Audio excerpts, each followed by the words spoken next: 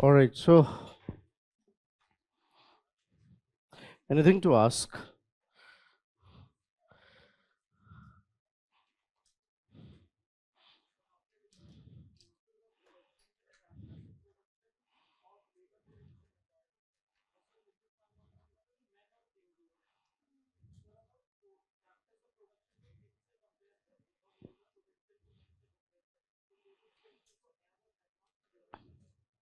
No. Labor potential, when Marx was saying, was pure economic concept. That was taken from Adam Smith. We have not gone that far, but when we're saying labor's potential, that means that best format of labor possible. And that's why if I have to really compare, labor potential is equal to what we are talking these days, human capital. Something like that. But not needed that for, that's why I have not gone. But you can't compare this way.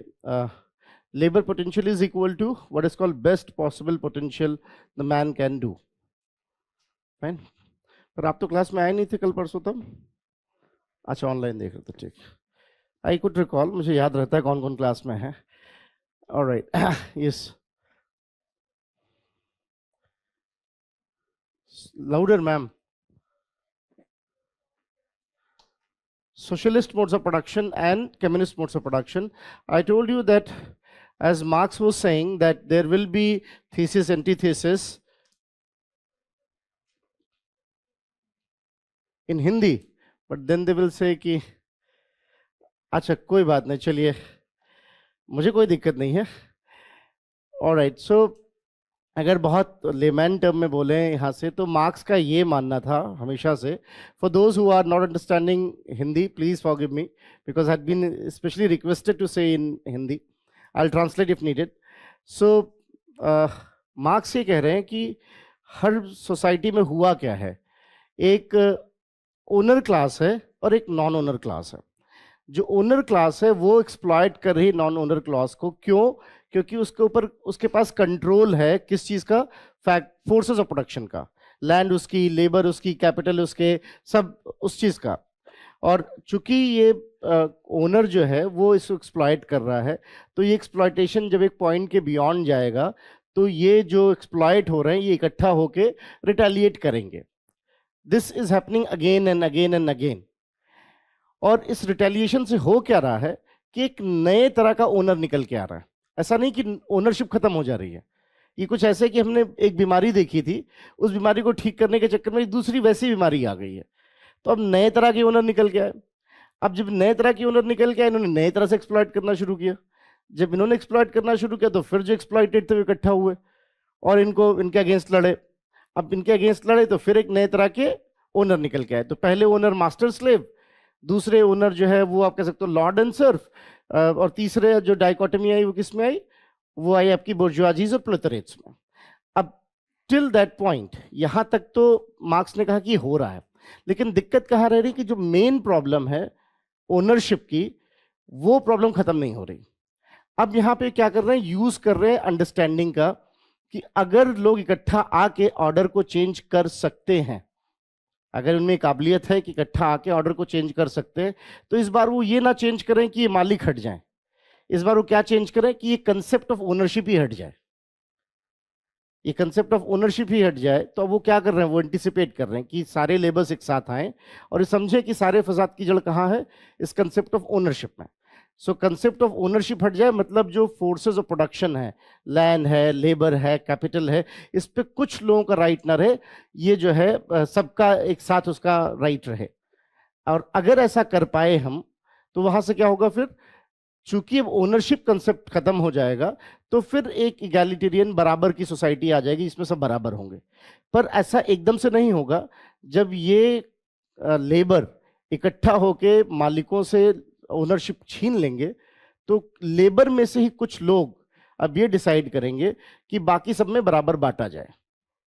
इसको उन्होंने नाम दिया dictatorial regime of प्रोलेटरेट, कि जो है अब जनता का अधिकार होगा, आम आदमी अधिकार करेगा और वो डिसाइड करेगा सबको बराबर मिले. यही नेहरू सोचते थे. कि सोशलिज्म होना चाहिए। यही लेनिन ने सोचा रशिया में सोशलिज्म होना चाहिए, यही चाइना में सोचा गया, अगर आप देखो क्यूबा में सोचा गया कि ये जो लोग हैं ये राज करें और सब में बराबर बांटें।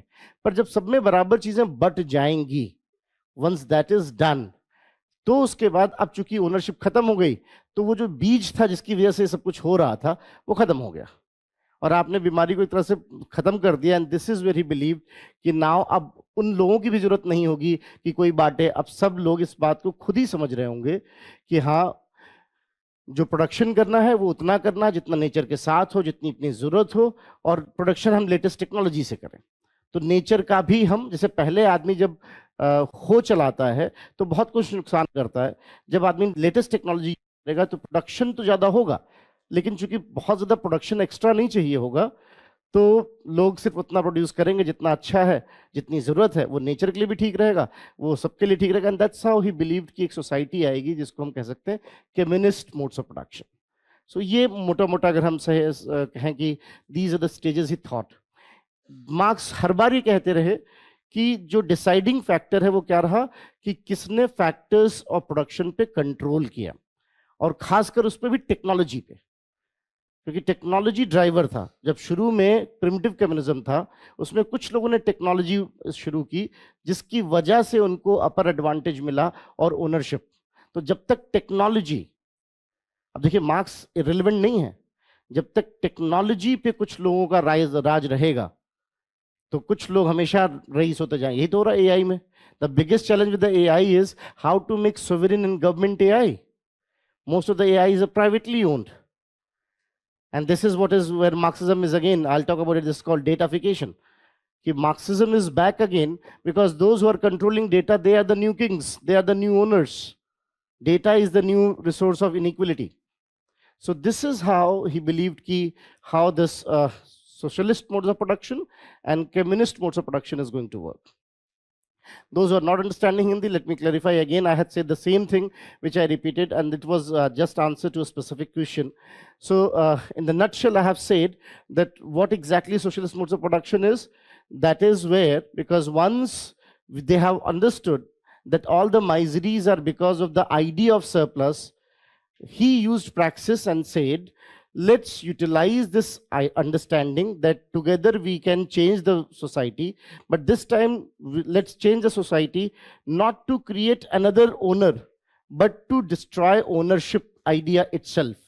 And that will be possible only when the liberals are coming together. Obviously, owners will never do it.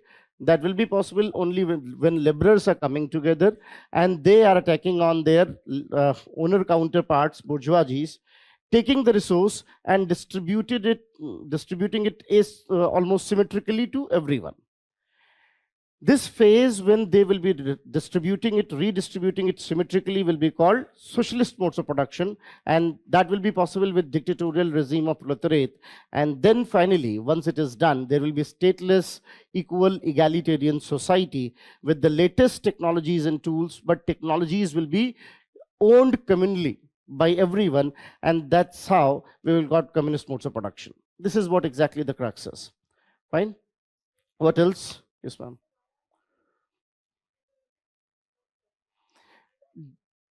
He said dictatorial because they have to take harsh decisions. They have to take harsh decisions in order to reinsure the things. That's why they did dictatorial regime. But then when we say dictatorial regime or proletariat, Marx was saying in that context of that society, because that time democracy was yet to be exercised, go into the Marxian time. So he believed that common people will be having their own dictatorial regime. Much later, we started talking about democracy that way. But this is good. She thought it well. Why he have not used the term democratic rule of the, but that time it was dictatorial. That was the answer, the options we had. Yes, what else? One by one. Yes, sir. Abhi we'll talk about today. Abhi alienation it will be clear that what is use value, what is exchange value, and how it led to alienation and so on. So, fine. Yes. Ralph Ralph is saying that when Marx is looking at conflict, he is assuming as if conflict is something in absolute term, that always there's a conflict between, let's say, teacher and a student, conflict between husband and wife, conflict between bourgeoisies and proletariats. That conflict is as if in a fixed amount. Always there is this much of conflict, and within this conflict they cooperate. That's why he used the term antagonistic cooperation.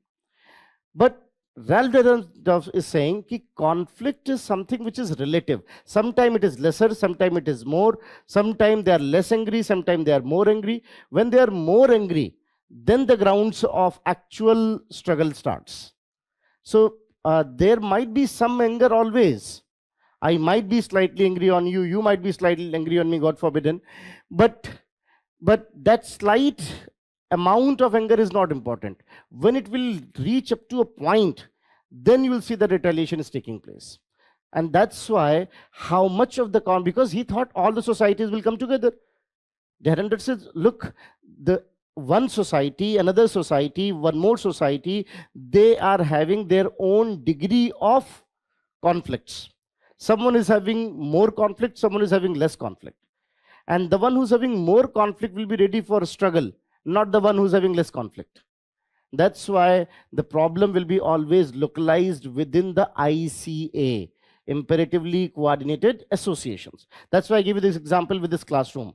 Like if this classroom is one ICA, neighboring classroom is another ICA, maybe they have more degree of conflict.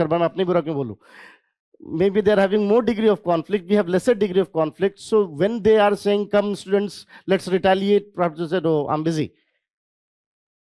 So the conflict degree there and the conflict degree here is determining, though everywhere is conflict.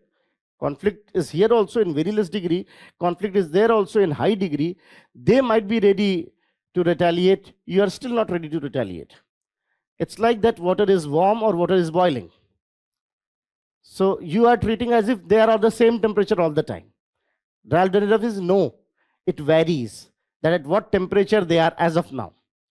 Whether they are less in conflict, whether they are more in conflict, and that vary from ICA to ICA. And that's why often solved within the ICA. The problem is also solved within the ICA, though later he said, if various ICAs are having the conflict, and it is increasing in number, then only what Marx have thought may happen. Every ICA, let's say the same conflict here, the same conflict there, same conflict downstairs, same conflict in the neighboring buildings, then that revolution Marx is talking about may take place. But that is going to be very, very far distant reality. Fine. There was a line in Nitin Singhani. All right. Acha.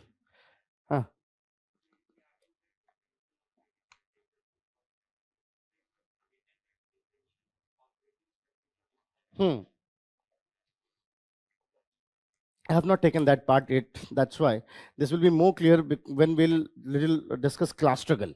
Because actually it is not, it is the distribution of authority which matters. That who is having how much of authority, who is having how much of power, and how much they are exploiting. So within the ICA, there will be always someone giving orders, someone taking orders.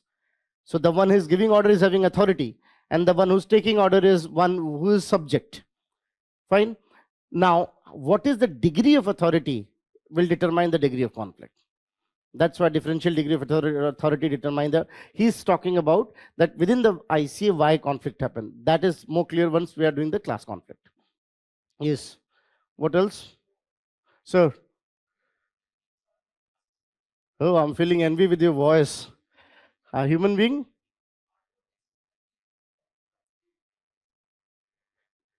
According to Adam Smith, human beings are by nature good. They enjoy their work, and with this work they get fulfillment. Marx says it is not a necessary condition. It depends upon the kind of work they do. So unlike when Adam Smith said whatever work they are doing, we do work for two purposes. First, for material things, and second, because it gives us some meanings and fulfillment. So when I'm teaching, it's not just about money. It's also about giving meanings to my existence. And obviously I'm liking it, that's why I'm doing it, is what Adam Smith thought. Marx says, not necessarily every time one liking is the reason why one is doing this. It depends. And if someone is doing the work, he is not giving the self-attainment or fulfillment, will lead to what is called alienation and conflict. So it is a potentiality. It's a potentiality, and that's where the idea of alienation was coming. Fine. Yes, what else? Sir.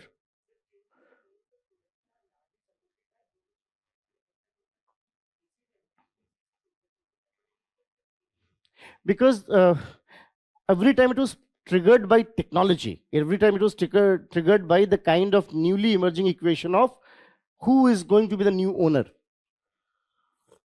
So let's take a quick example. Earlier we got feudal lords, they were having land, and now we got the traders, they were having factories. Now trader wanted that the older order should go away, it should wither away, so that their factories got labor and all these kind of things. So when labor united against lord, triggered by traders, and that's how bourgeoisies came. So what is happening? One kind of force of production replaced by another kind of force of production is the reason why that overall modes of production changing. But in short, if you see that what is happening, the way owners are changing or the forces of production changing. That's why technology, what give upper hand to the traders? Technology. Because they got machines, they got factories and all. What give upper hand to the, let's say, lords in the past? Again, they got technology. They got latest of the weapons, they got horses, they got fine art of what's called fighting and all. So that's how every time it was some other kind of technology. In fact, इसको हम बाद में use भी करेंगे, आपके वहाँ 10th में एक topic है, 10th topic में, and that is technology and social change. We believe that technology has been one of the prime drivers of social change. Look, AI is the latest example. Technology is the prime driver of social change, always. So Marx has also accepted this part. So forces of production when is changing, and that's why every owner has plotted against the earlier owner to get there. It's like that, again, the same problem. One political party plotted against the other so that they can come in the power, but doing the same thing. So Marxism will say, don't change the political parties, change the very idea of power itself. Then only it will work. Yes, what else? So, socialism will be having state. Socialism needs state so that equal redistribution is done, but communism stateless hoga. In the communist society. Further, once the distribution is done, then there will be no need of state further. That's how we have written. Once the distribution is done, then there will be no need of state. उसके बाद state की जरूरत नहीं पड़ेगी. एक बार distribution हो गया, then he believed, हालांकि ऐसा कभी हुआ नहीं, स्टेट तक तो बात पहुंची. We got Lenin, we got, अभी हम उसकी भी थोड़ी बात करेंगे, we got Lenin, we got let's say in India also, we got in China also, but nowhere we got communism. Communism kahin nahi aaya. Everywhere we have seen a new ownership class emerged, and this time they were politicians. This time they were politicians. So aisa kuch nahi hua ki kahin classless society aa gayi. Now the politicians were the new class. That's how. Yes. Lords बोलेंगे जब land पे ownership हो, when they have ownership on land. And bourgeoisies are those who are having ownership on factories, machines. That's how. So in the capitalist mode, when we got owners, these kind of people, say Elon Musk, say Ambani ji, Adani ji, they are what? Bourgeoisies. And I am the personification of proletariat. All right. Yes. Sir.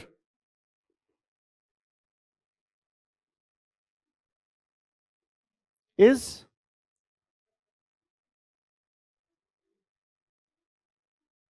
if the concept of alienation is somewhat,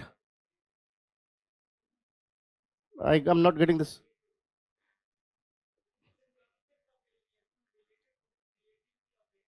Creativity of the individual, yes. When the creativity is lost, this is where you come to alienation. We'll talk about it more. I just gave the term yesterday. That is today's discussion, that what is alienation, why it emerges, what are the changes, and what other people have thought. So yes, you're right. Alienation is something which is because of robbing of the creativity or lack of the creativity. Fine? Yes, Sir, who's closer? Closer. But Merton is more talking in the functional tone. So Merton is talking about the functional tone that Merton is saying that there is always function and dysfunction. Marx only highlighted the dysfunction part, not the function part. That what are the functions? That's why Merton believed that whenever explaining anything, talk about the function and dysfunction both. When I talk about Merton, I often believe, and this may be of significant use to you. If you understand Merton well, you will see even your GS, your answers are better now. Because the way Merton analyzes the thing is the way one should analyze. Everything has function, everything has a dysfunction. Everything has unity, everything has disunity. And yes, Merton also says everything has alternatives. मैं इस गलत फहमी में ना रहूं कि मैं ही sociology पढ़ा सकता हूं. So things do change also. So that is where, in fact, when writing your GS, will take a few examples here and there also. So if you understand Merton, you'll see that suddenly there's a sharpness in your writing and your analysis, the way you're looking at the things.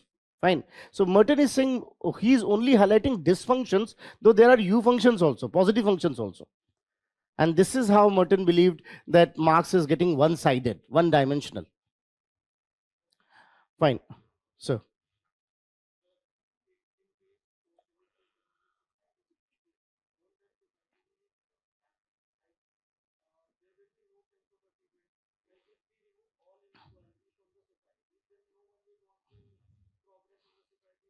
indeed, very true. In fact, let me paraphrase this question to others also.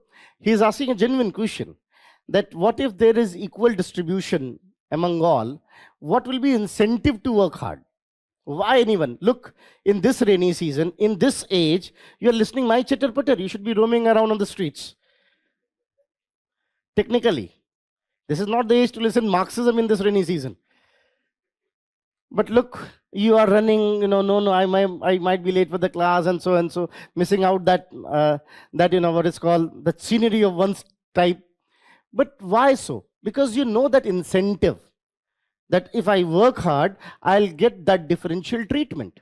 And this is the whole debate we have in 5th chapter called stratification. There will try to understand that to what extent Marx is wrong here. And that is what exactly happened in Russia also. In Russia, the salary of the president and the peon is not much different. Not much. And that's why people used to come to office at 1:30 p.m. and leave the office by 2. And they come office often drunk.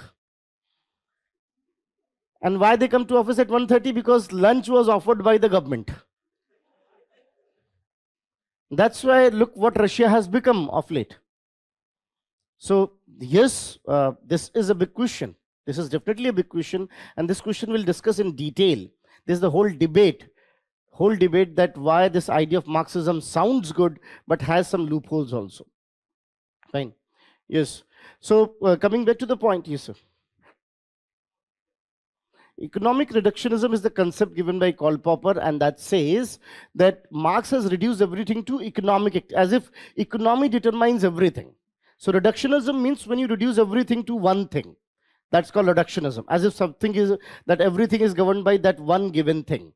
So what is economic reductionism? That Popper says, Marx is saying as if everything is governed by economy only. However, this can be contested. This can be, here you can defend Marx by saying that Marx has never said that only economy determines. He said things are interconnected and any change anywhere will have influence everywhere. But he gave priority to the economic factors. That's what you can say in defense. All right, so we have discussed so far.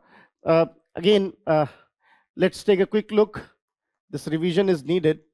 In the Karl Marx, what we have done so far, I told you that first thing first, what he was inspired by. First and very important is dialectic, idealism. He changed this idea but continue with this. What is dialectic? There is thesis, there is antithesis, there is synthesis, having its own thesis, antithesis, and so on. Then very important is Feuerbach, notion of materialism. Notion of materialism.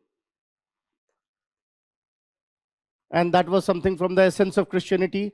And then he was also inspired by Adam Smith, Ricardo. Adam Smith believed that it is modes of subsistence. That means in order to survive, everyone has to do economic activities. They act upon nature, they give their labor, economic activities, and these economic activities fulfill their needs and give them happiness also, provides them happiness. He talked about historical materialism, which can be called as other way, material conception of history, where he believed that history must be viewed by tracing what? By understanding that how economy makes the infrastructure or base on which social superstructures are built. Various social superstructures. So whenever the economic modes of production changing, the structure is bound to change. When you got capitalist society, your law change, your procedure change, your institution change, education changed, all these kind of things. So economy makes the infrastructure on which various superstructures are built. And that's how, in order to understand history, we should look at how this infrastructure is changing. He said that famous quote, that's not the consciousness which determine the social reality, it is the social material reality which determine the consciousness. In the infrastructure, what we should identify, he gave a system view for it, that what you should look at what is called modes of production. Modes of production consist of forces of production and relations of production. What is forces of production? That means all those things which are used for production, that have factors of production, that is land, labor, capital, enterprise, and second is what you can say, labor potential.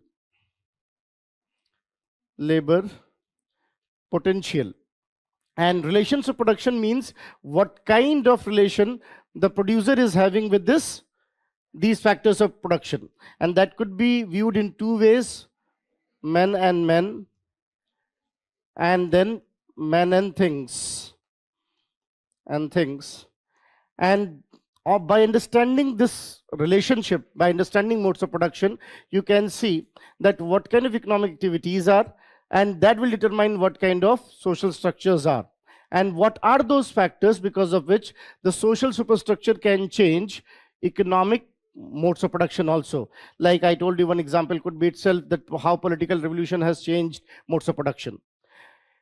Using a quantitative explanation, he traced history that it was in form of primitive communism, it was in form of ancient society, it was in form of feudal modes of production, and it was in form of capitalist modes of production.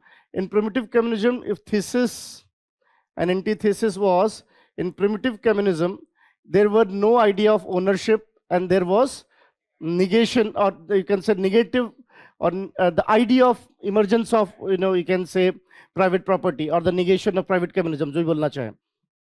So there was negation of private communism or the emergence of private property, and it was because now in the factors of production, technology was owned by few.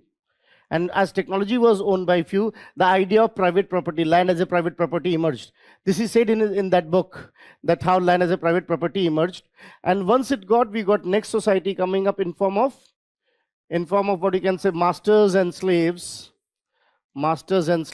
Here land as a private property came, technology got some advancement, and idea of capital started emerging. Not very flourished, but started emerging. And then we got lords and serfs. And every time what was happening, that one ownership class was trying to replace the another ownership class.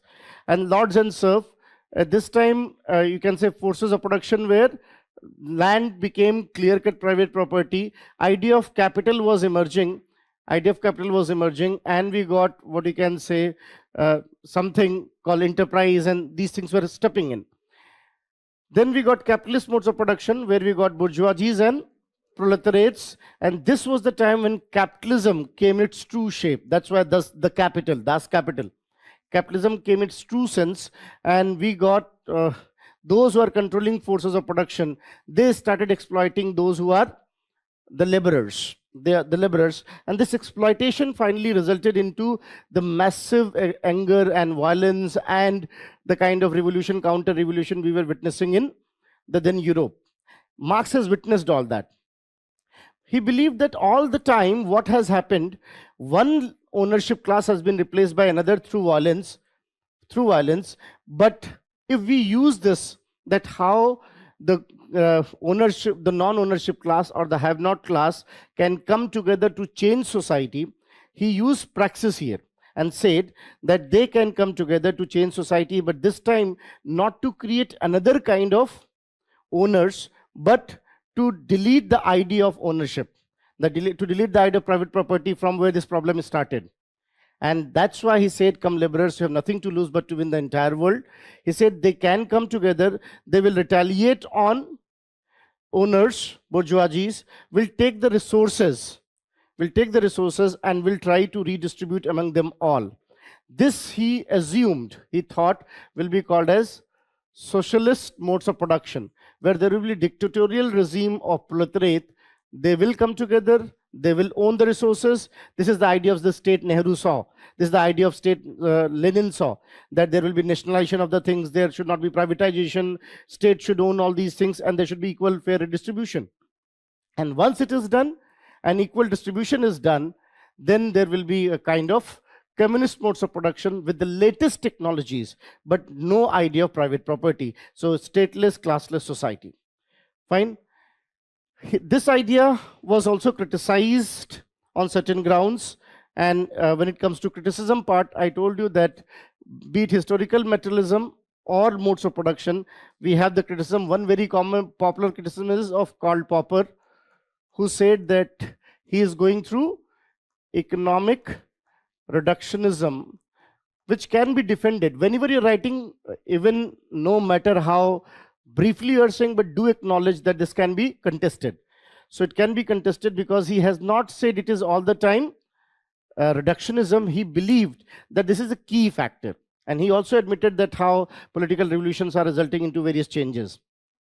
Then we also got Merton, who said that he is only talking about the conflict part, not talking about the function. Even Zimmel also had said the same.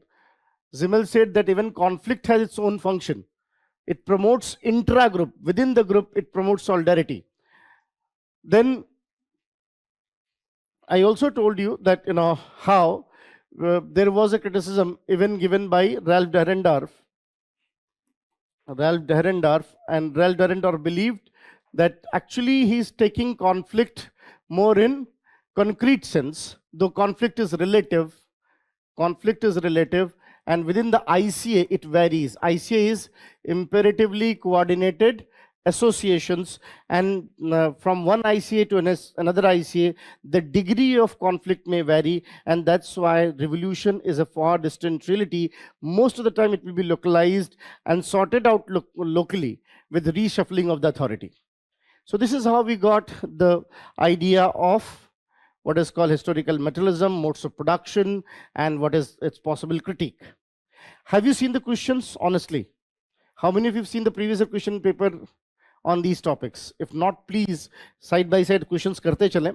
That will be good, because, and let me know if there is any difficulty in any question. You can trace from 1979, not a problem. Since then, when paper was introduced, yes, sir.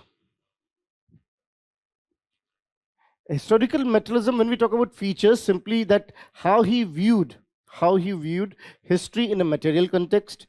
And refuting Hegel, he said that it is not the ideas, it is the material realities which are determining. This is one.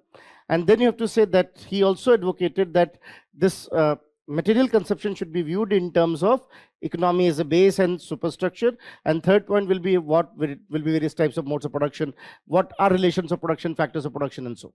So that is what was his tenets or features of historical materialism. Yes.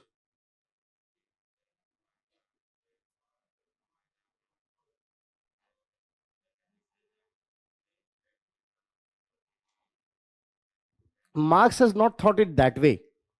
Marx has believed that all these things, internal security की जरूरत है कहाँ? Because this idea of surplus. Once we have deleted surplus, what if the surplus is gone? Internal security चाहिए किस लिए आपको? Why you need security? किस चीज से खतरा क्या चीज खोने का है? वो जो पैसा एक्स्ट्रा रखा हुआ है, जो सरप्लस रखा हुआ है, जो सोवरेनिटी क्लेम कर रहे हो आप, सिक्योरिटी की जरूरत है किसको? Which are having surplus, isn't it? और कोई दूसरा अटैक क्यों करेगा? Because that wanted surplus. If there is no surplus, why there will be need to attack and why there will be need to defend, isn't it? The whole fight is for what? For the dominance of resources, dominance of sovereignty, that kind of thing. So why, when there is no surplus, why anyone will go for that, isn't it? So because his question is that, will that be, what about the internal security if there is no state and all? If there is no state, there will be, in fact, look, that's the point. For us we have visas. Animals don't seek visas, birds don't seek visas, do they? And that's how it is. So, and visas are what? It is something, a human intervention. And why? Because there is idea of superior inferior.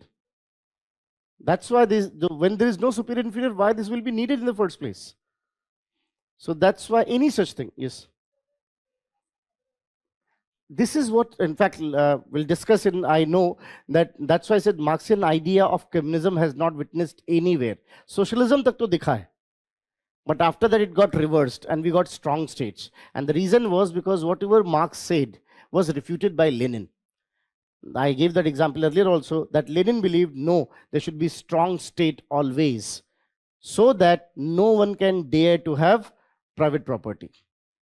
And that's why we don't have any practical example of communism. Sirf ek chota sa society hai, which is communist, very small society in Israel called kibbutzchians, which they are communist in real sense. पता नहीं अभी इसकी जरूरत थी भी कि नहीं, but as the context has come, there is one society called kibbutz. They are tribes actually, and in that society, interestingly, the whole village is one unit. Whole village. They don't have even parents. When a child is born, it is of the entire village. The child never knows who's my biological father or mother.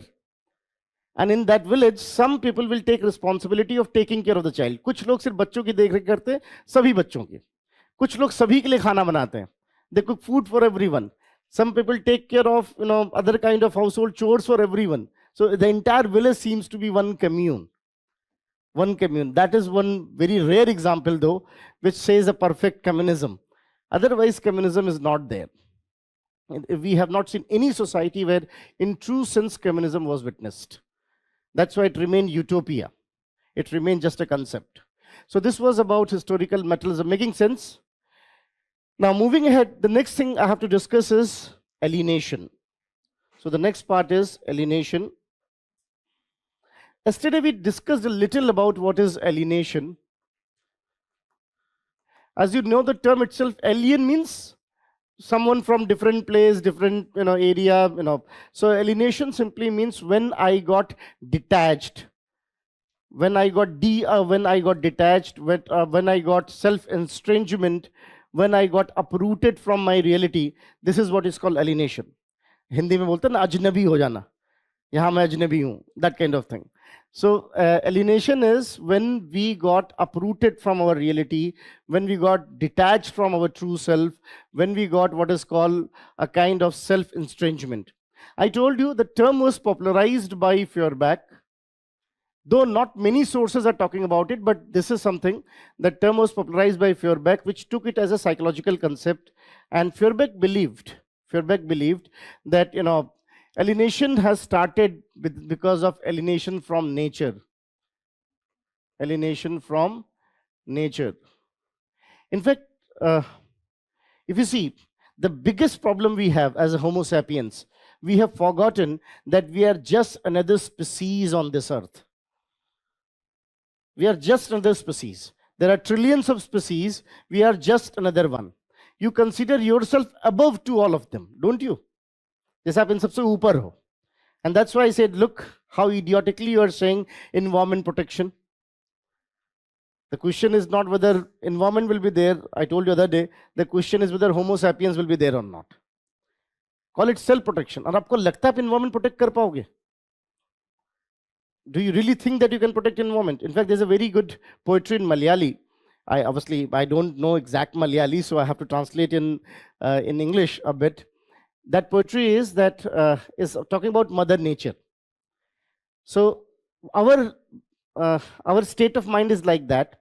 There is a mother lapping the baby, and the baby is a bit notorious, snatching her face. Out of affection, mother is saying nothing. Once the snatch is so deep, she gives a gentle push that it is hurting, please don't do that. And as the kid can do it, the kid is having this feeling that I surmounted this lady, I can control this lady. The lady is not retaliating out of affection. But the kid is having this impression that I control this lady, I surmount this lady. And once in a while, when the snatch is very harsh, she gives a gentle push. And then the kid is snatching next time even harsher. And this is where poetry is leaving you to think, what will be next? One for Malayali poetry. The same is happening to the nature. ये सब जो आप देख रहे हो ना, urban floods and all these things, Mother Nature is slightly pushing, it's hurting this time.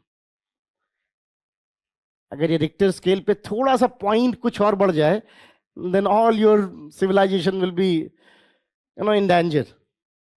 Won't it be? Gravitational push 9.8 से 9.9 हो जाए, you're gone. You'll be too heavy to move. But nahin, you are thinking you control nature. You control nature. Look, hashtag Gurgaon, you control nature. One fair downpour, and look what has happened. And look at 100 crore, 150 crore. This is what is the value. This is the value. In fact, look, the kind of sewage system. I like that reporter. She was saying the kind of sewage system here was of lesser tenure than the situationship of teenagers. So I somehow like the comparison. Look, obviously reporters can say that. So that is where she was being a bit satirical, that this is what your urban planning is. Look at the longevity of urban planning. So if you see this way, Feuerbach was the one who believed that alienation started from alienation from nature. So first alienation was from nature. अब इससे पहले alienation पे और बात करें, I think as you are listening good, और थोड़ा वैसे भी मार्क्स पे अगर वो क्वेश्चन को ट्वीक भी करें तो कुछ बेसिक चीजें आपको और पता होनी चाहिए, and that will be helpful here and there. Marx के पूरे एक्सप्लेनेशन में एक चीज बहुत इंपॉर्टेंट है, the role of commodity and all. उसको भी थोड़ा समझते हैं, and then will come to alienation. Keep this in mind कि हम बात एलिनेशन की कर रहे हैं, and in that context we are talking this. Now you know what Marx has said in historical materialism, what Marx has to say. So in simple words, let's say what Marx is talking about, produce. Marx produce पे क्या बोल रहे हैं? I'm referring to the Das Kapital chapter 3. So what is produce? Produce कहेंगे किसे? अब यहाँ पे Marx ये कह रहे हैं कि in order to survive, जो है एडम स्मिथ वाली बात, in order to survive, man has to work with nature. Isn't it? Man has to work with nature, gives its labor and produce something. Gives it labor, and let's say I'm working on agriculture land, I'm producing something. Working on the agriculture land and producing something. So I put my labor and produce something. Produce something for what? For my self-consumption. For my self-consumption. मैं अपने use के लिए उसको produce कर रहा हूँ. For my self-consumption, and it is also giving me scope for manifestation of my creativity. Manifestation of my creativity. So अब मैं agriculture field पे काम कर रहा हूँ, the way I'm doing it, this is where my creativity is also expressed. That's why everyone do in their own way. Creativity is also expressed. So what is happening? This production, this produce is fulfilling two things. One, it is fulfilling my self-consumption, मेरी अपनी ज़रूरत है, and one which is also providing what is called manifestation of my creativity, whatever my creative self is, innovation and all these kind of things. So how I'm doing it, the way I'm doing it, वो सब भी fulfill हो रहा है. That's why when I do a work, when I see that plant growing, I feel some kind of happiness. ये Adam Smith कह रहे थे, यहां तक तो मार्क्स भी इस बात को मान रहे. Now I'm doing it for what? For self-consumption. Self-consumption. And whatever I'm producing here will be having then what is called use value. मैं क्यों कर रहा हूं कि अपने मुझे उसको यूज करना है. I'm going to use it. That's what is called use value. So let's say मैं वही एग्जांपल दे रहा हूं जो मार्क्स ने दिया था. लगभग सब वही एग्जांपल देते हैं, although it's cliche, but चूंकि मार्क्स ने दिया था, that's why it makes sense. Let's say I'm producing food which fulfills my requirement of hunger. I'm producing shoes which fulfills my requirement of, let's say, walking and comfort. Walking and comfort, right? So food has its own use value, shoes has its own use value, and making the food, I'm consuming it, I'm making the food when I'm doing this just to fulfill my hunger, my hunger, at the same time creativity is also manifested.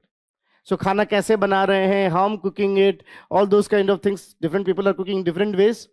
So this way my creativity is manifested and my hunger need is fulfilled. This is use value of something which I produced. Fine. एक और बात. When we are producing, we are interlinked with each other. I am helping you, you are helping me. That is creating social relationships. Social relationships. That's why if you see even today, relatives help each other in the agricultural ground and these kind of things. So social relationship are also coming together. This is called use value. So use value of food, use value of shoes. And this is something which he called as, it is qualitative. This is in Ritzer. ये आपको सांगवान में शायद ना मिले. थोड़ा सा उसने community फेटिसिज्म में लिखा है वसले बॉक्स में. अगर आप ध्यान से देखोगे तो दिख जाएगा. Qualitative. This is called use value. This is qualitative. Fine. When this use value is there, it is qualitative and it cannot be compared. It is incomparable. आप इसको compare भी नहीं कर सकते. The importance of this and importance of this cannot be compared. Both of them have their own relative importance. This is what you call use value. Earlier society, when we had primitive communism, was characterized by this. और use value में हम सिर्फ उतना produce करेंगे जितनी की जरूरत है. We will produce only that much which is needed, not for surplus. Not for surplus. शायद आपको in fact कई बार होता है ना कुछ हादसे आपके लाइफ में, डे टू डे लाइफ में, which help you to understand these things better. I still have an example, and thankfully we had got exposure to such people also. शायद आपको तो कहानी लगेगी what I'm going to say next. This example may help you to understand what exactly use value versus exchange value is. It happened to us. I was in BA first year, Allahabad University. There we were sitting on a tea stall. Anyone from Allahabad might be knowing near Katra. So Katra चौराहे के पास ही my hostel was that time. So वहाँ पे we were sitting, and a fellow came, and he said, looking kind of hippie, long beard, and so he said, कुछ खाने के लिए पैसे दे दो 10 रुपए. So that time, way back in, I'm talking about 96, 97, 10 rupee of begging was way too much. So he said, खाना 10 रुपए दे दो. So सबने 10 रुपए ज़्यादा नहीं हो गए? Isn't it more? He said, नहीं, I am not asking as begging. I'll draw your painting. I'll draw your painting. So one of the fellows, we were sitting somewhere else and we were watching what is going on. One fellow said, okay, fine, take this 10 rupee and draw my painting. And that fellow drew the painting, used a paper and the board and drew the painting, first class painting. Now everyone's surprised, my God, such a good painting in 10 rupees. And then everyone rushed, मेरा भी painting बनाओ 10 रुपए 10 रुपए, ये लो कोई कह रहा 20 रुपए ले लो. नहीं, आज का काम होगा, कल का कल देखेंगे. Classical example of use value. Fulfill the creativity also and fulfill the need of food also. बहुत लोग कहते रहे, लोगों ने 100 रुपए देने को तैयार हो गए कि आई विल गिव, आज का हो गया, कल देखेंगे. This is use value. Now making sense. Now compare this with something else. Now labour is producing something. Labor is producing something not for self consumption. It is this time not for self consumption, but it is for what? Keeping it as a reserve or source for other exchange. So now I'm producing something, I'm cooking food for others now, which I will sell and I will get money. I will sell and I will get money, right? Making sense? So now I'm going to make something, I'm going to draw a painting, which I will sell and earn money out of it. पहले मैंने खाना बनाया था अपने लिए, and my creativity is fulfilled. अब मैं खाना बना रहा हूँ दूसरों के लिए. I am running a hotel or something, and I am making it for others, not for my self consumption. I'm keeping it as a reserve for others. For others, चाहे बार्टर में यूज करें, चाहे पैसे में use करें, either way. I'm creating it for others. Now this time what is produced will be called commodity. So labor is now producing kind of commodity. जैसे मैं अपने बच्चे को पढ़ा रहा हूं, यूज वैल्यू. मैं आपको पढ़ा रहा हूं, actually service, a commodity. Isn't it? A service. It is for a purpose, for exchange value. Commodity. Once the commodity is there, can you see the first form of alienation is there? Labor has been alienated from the produce. कल मैंने आपको उसके बारे में बताया था. अब labour produce से अलग हो गया. जो प्रोड्यूस कर रहा है वो एंजॉय नहीं कर रहा उसका. मुझे यहां से क्या मिलेगा? सिर्फ पैसा. आपका जो कैरियर बेनिफिट्स होगा उसको मुझे कुछ मिलना नहीं है. मेरे बच्चे का जो कैरियर बेनिफिट होगा उसका शायद, वैसे आजकल तो भरोसा नहीं, लेकिन शायद प्रॉफिट मिल जाए. So what is happening? Now labour has been separated from the produce. I'm producing it for exchange value. So what I will do, I will exchange my commodity with others' commodity in simple barter system में, कि I may give my, let's say, food in exchange of shoes. In exchange of shoes. ऐसा होगा? या तो आप ऐसे कर सकते हो, या what you can do, that I'll put value of my thing, that my commodity is of this much value, I'll get money for it, and then I'll get money, and with that money I will buy another commodities which I need. So मैं commodity बना रहा हूँ, उसको बेच रहा हूँ, पैसा मिल रहा है, उससे बाकी चीज़ ये तो कर रहा हूँ. मैं अपने को बेच रहा हूँ यहाँ पे, मतलब सर्विसेज बेच रहा हूँ. अपने को बेचना थोड़ा सा आपको हार्श लग सकता है, वैसे हकीकत वही है. सो उससे जो पैसे मिल रहे हैं उससे मैं शर्ट खरीद रहा हूँ जो किसी और ने बनाया है, अपने को खर्च करके. उसने अपने को खर्च करके वो शर्ट बनाई है, किसी और ने अपने खर्च करके कोई घड़ी बनाई होगी, and this is what I am purchasing. So now we got this equation called CMC, commodity, then money, then with that we are purchasing commodities.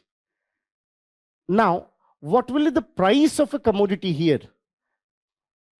I hope I'm making sense to all of you. इस commodity की जो price होगी, that will be determined by what? Not by use, but by how much of labor has input, how much of raw material is needed, how much of skill needed, and so and so. In fact, economics में this is called labor theory of produce. कि इसकी कीमत कैसे decide करेंगे? कितना time लग रहा है, कितनी स्किल लग रही है, कितना कैपिटल लग रहा है, and so and so. This theory was given by Adam Smith, labor theory of produce, that says कि how much of time, skill, and such things are needed. So here the exchange value will be there of commodities. And this exchange value will be based upon what? Will be based upon labor, will be based upon skill, will be based upon supply demand. Agar demand is very high and supply is very less, the price will go up. So it will be based on supply, demand, it will be based on labor, skill, capital requirement, and these kind of things. And this is something which is going to be quantitative, and this is something will be compared also. So here it was incomparable, here you are comparing it also. So you're comparing. अब आप कैसे compare कर रहे हो? सुनील तुम पढ़ा रहे हो, इतनी बात है बस, इतने दिन में तो मैं इतना कमा लेता हूं. Are you getting the comparison? So you're just getting peanuts. Oh, my 3 hour means though, this much. Sir, this is 2 days in row now. All right, khair, sociology का हूँ तो pattern हर चीज में देखता हूँ. So if you see that when it comes to this idea, कि now we are having exchange value when we are comparing कि who is doing much, who is earning more. अब यहाँ पे ध्यान से देखिए. If I really want to get more exchange value, what is needed? What is needed? That I should own the factors of production. If I can control labor, if I am spending less on labor, skill and these kind of things, अगर मैं यहाँ कम खर्च करूं अपने input cost में, तभी तो ज़्यादा पा पाऊंगा. So now there is another kind of thing. I would like to be as efficient as possible. As efficient as possible. Now this is where second alienation. What is second alienation? Labor is alienated from the process of production. वो decide नहीं कर रहा, अब labour decide नहीं कर रहा. यहां तो मैं डिसाइड करता कब खाना बनाना है. अब यहां they will decide, they will go on economy of large scale, बड़े बड़े लेवल पर प्रोडक्शन करेंगे, so that they can maximize their profit, they can maximize their exchange value. So those who are controlling factors of production, those who are owners, they will like to maximize their profit, and that will be possible when they are determining the process of production. अगर factory 24 घंटे चले और बढ़िया, isn't it? If they could do this, if they could pay even lesser to the labor. So this way, now what is happening? Another kind of alienation is there, that labor is separated from the process of production and the decision of production. Decision of production. Is this part clear? So I hope it's clear to you what is produce, what is use value, what is exchange value, and how the exchange value is calculated. How the exchange value is calculated, right? अब यहाँ पे एक बात और भी है, उसको भी थोड़ा समझ लेते हैं. That will help in alienation to understand the next thing. So 2 dimensions are clear to you of alienation. 1 dimension is how the producer has been separated from the produce. वो अपने लिए तो use ही नहीं कर रहा. And the second is that how producer has been alienated or separated from the decisions and of the process of production. Decision of the process of production. एक बात यहाँ पे और. Once this is clear, थोड़ा commodity के बारे में एक बात और भी, but उससे पहले एक term समझते हैं, that is called fetishism. What is fetish? Fetish simply means anything which is non-living, anything which is non-living, non-existent, आपने उसको mystic, powerful, या you have treated it like God. In fact थोड़ा सा यहाँ पे मैं डिविएट कर रहा हूँ, but this deviation is not out of the context, ये बल्कि डरकीम में भी हम इसको यूज करेंगे. रिलीजन बनता कैसे है? अगर मैं बहुत बेसिक उस पर बात करूँ, I hope I am not going to hurt anyone sentiment, but just listen to me for next 5 minutes कि रिलीजन बनता कैसे. I am asking you one thing. If there is a piece of paper, will you be interested in that piece of paper? यहाँ एक piece of paper पड़ा, perhaps no. But what if that piece of paper is having photograph of Gandhi ji from the Reserve Bank of India, value of 500? You'll be quick enough to grab it. Quick enough to grab it. Now, look what is happening. Something was significant, you grabbed it. It was a non-living thing. I grabbed it because of its importance, significance. Now, let's say I grabbed that, had in my pocket, and eventually I had to go somewhere. Let's say I went to any other country. There I was paying my coffee bill, and I heard a voice. Hey, are you from India? I turned back. A sweet voice was there. Said, how did you know? Said, your 500 note from India is peeping out. Otherwise, why you? So, what are the chances you might be from India? Said, yes, I'm from India. Can we have a coffee? And the story continued. We decided to marry. Now that 500 rupees note becomes something else. अब आप 1 लाख रुपए दोगे तो भी नहीं दूंगा मैं. I kept it aside as if it has some mystic power. I kept it aside, usko alag rakh diya, maybe in my locker and all. Then we got kids also. Kid other day tried to take that note. I said, no, not this. Take other note, but not this. Naturally, we'll ask why. I said, because of this note only you exist. Now that kid is having a mystic notion of this note. And what if there are 2 or 3? They would like to have copies of it. को समझ में आ रहा क्या हो रहा है? They will have copies of it. They will put into their sacred places. They will worship it. They will forward it generation to generation, copies of it. Paintings will be made of this. Stories will be cooked that how it came in the air. And Father got it as a symbol of the God. क्या हो रहा है? Something which was non-living has been given the mystic power. यही तो होता है God's के साथ. बाजार से खरीद के लाते हैं आप, ध्यान से देखें तो, और फिर उम्मीद करते हैं मेरा यूपीएससी निकलवा दो. Don't you? Isn't it surprising? अगर वाकई ऐसा होता, but what we had given mystic power to it. This concept is called fetishism. Fetishism is where something non-living has been characterized as if it's having mystic power, as if having its own existence. It is independent of us. आप नहीं बनाया था उसको. You created that, but now you had made it so important. So I'm sorry to say, but most of our gods, you might have heard God has created human being. It's human being who created God. And that's why they vary from place to place, time to time. I am not questioning the authority of God, because that's way more mysterious thing, beyond our understanding. मैं ऐसा कुछ नहीं कह रहा, because I told you already कि religion का अपना existence है, इस पे हम बात 8 chapter में और करेंगे. But one thing is for sure, कुछ हो रहा है क्या? Something which was non-living got its own mystic existence, as a separate mystic existence. इसको एक term हम और बोलते हैं. One is fetishism. जितने भी रिलीजन है, एंथ्रोपोलॉजिस्ट जितने भी पढ़ा कि रिलीजन में क्या हुआ, किसी भी चीज को, it could be a stone, it could be A plant, it could be a figure, it could be an animal. अब कहीं पे लोग लायन को पूछते हैं, कहीं क्रो को पूछते हैं, कहीं ईगल को पूछ रहे हैं.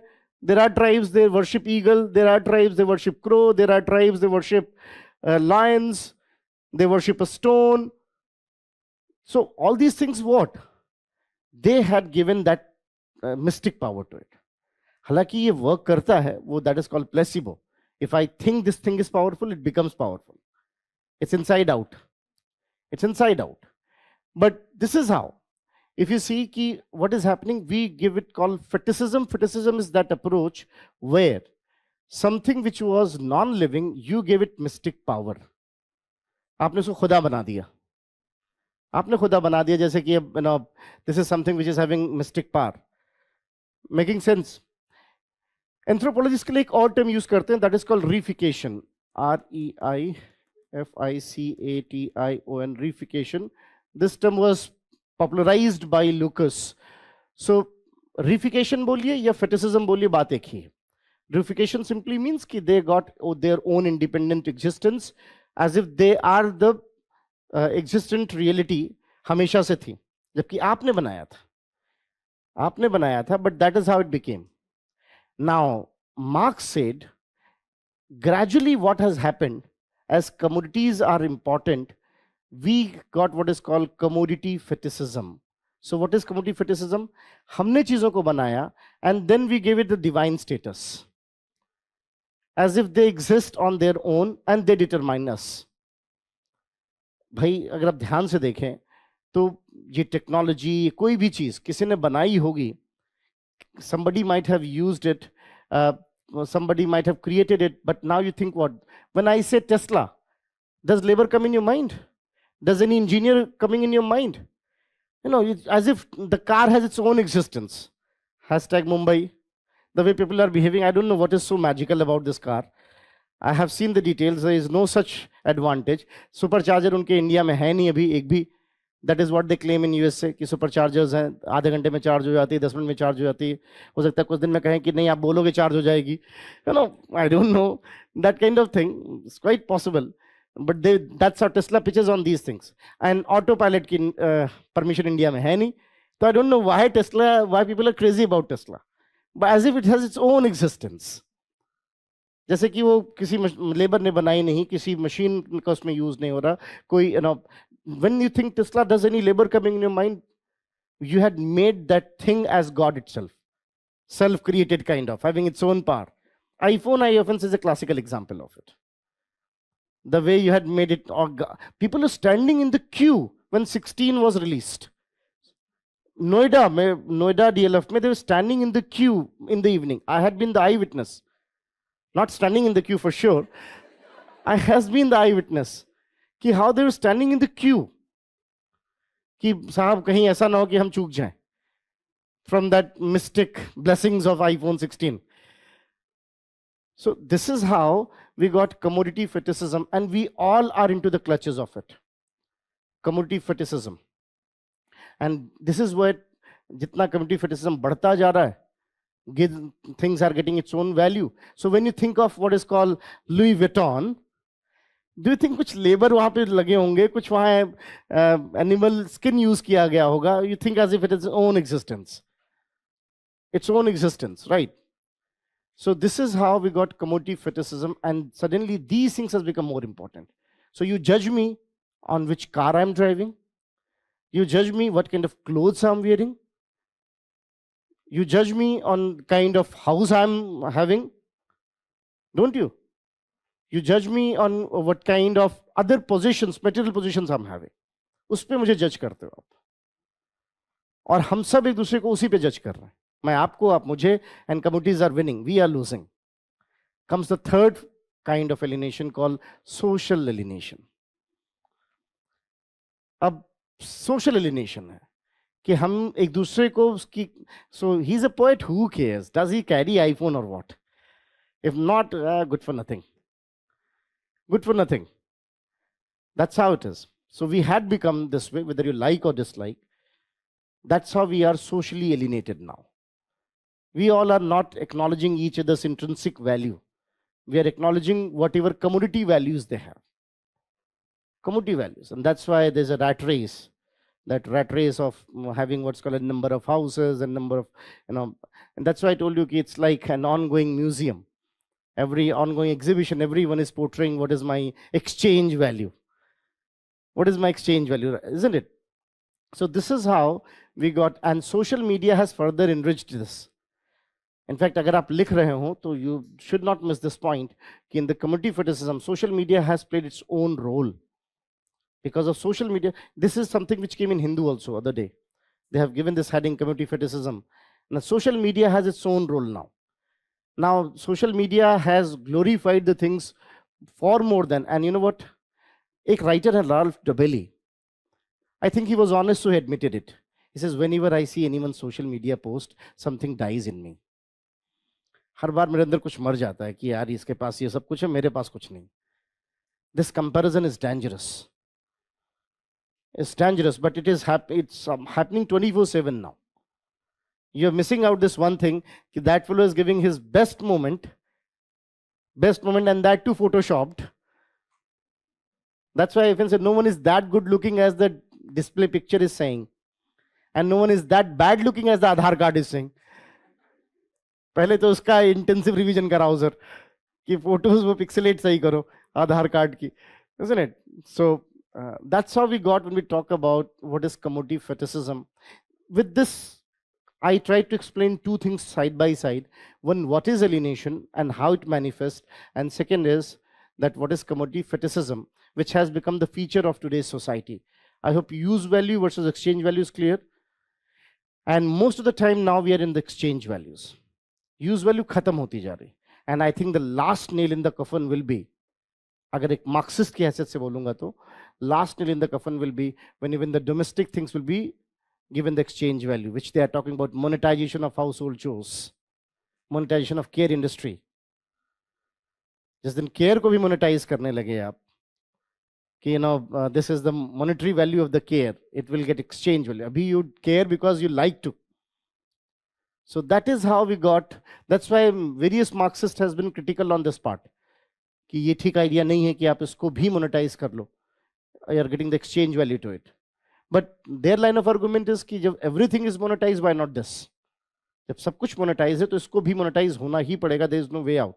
Otherwise it will be looked down upon. So this way we got, when we talk about this idea of alienation. So what is alienation then? As Feuerbach says, alienation is that kind of self-estrangement, self-detachment, and it started with nature. Or hua kya? That's why Marx is believing, as the degree of commodity is increasing with every modes of production, degree of alienation is also increasing. And more the alienation is, which is manifested in these four ways. More the alienation is, more you will see that there are disgruntled in the society, people will be unhappy in the society, and so and so. So we all are feeling in a kind of, we all are in a rat race. अगर बहुत ध्यान से देखो, we all are in a rat race where everyone is chasing commodities. This entire has become a kind of market. The whole world is now a market. In fact, there's a wonderful poetry, kabhi man kare to, it was in that movie Daddy, written by Nida Fazli, कि इस बदलती दुनिया का खुदा कोई नहीं, सस्ते दामों में हर रोज खुदा बिकते हैं, कोख बिकती है, लफ्ते जिगर बिकते हैं, दिल बिकती है. So everything has been, even coke. Now, isn't surrogacy is commercial, getting commercial? This is something coming up new. So everything, if you see, has become what? Into the trap of commodity fetishism, leading towards various types of alienation. And this alienation, Marx was highlighting more on the labor side. Said that, so what is alienation? I hope that part is clear. Alienation is that state of self-estrangement when someone is robbed of not only material things, but also of creativity. That's one part. Second part is that how this alienation started. This alienation started from alienation from nature. And gradually, as the commodities came into the existence, having its own exchange value, the alienation from producer and produce started. And then in order to have efficiency, in order to have more exchange value, the alienation was there between the producer and the process of production. And as there is commodity fetishism, there was alienation in terms of what? Alienation in terms of social alienation. Now people are not valuing each other. और इसीलिए सब अकेले हैं. Loneliness is a new problem coming up. क्यों? आप उसको भाव नहीं दोगे जो आपसे कम, जिसके पास एक्सचेंज वैल्यू कम है, और उससे आपसे ऊपर वाला भी वही सोच रहा है कि आपको भाव क्यों दे. That's why you all are alone. भाई आपसे ज्यादा की एक्सचेंज वैल्यू वाला आपको भाव क्यों देगा फिर? और आप अपने से नीचे के एक्सचेंज वैल्यू को भाव दे नहीं रहे हो, तो you are bound to be alone. You are bound to be alone. This is what the problem is. People are paying money so that someone should listen to them. I have told you several times, this is the promising career. Not only that, even very rightly, this was said by Marcuse, ki forget about your work. Even your leisure is also alienating. What do you think? What is leisure? Go, let's enjoy party and get inebriated. Let's get drunk. Another degree of alienation. Going away from the reality. Going away from the reality. And that too, usme bhi where you are going for the party, that is not important.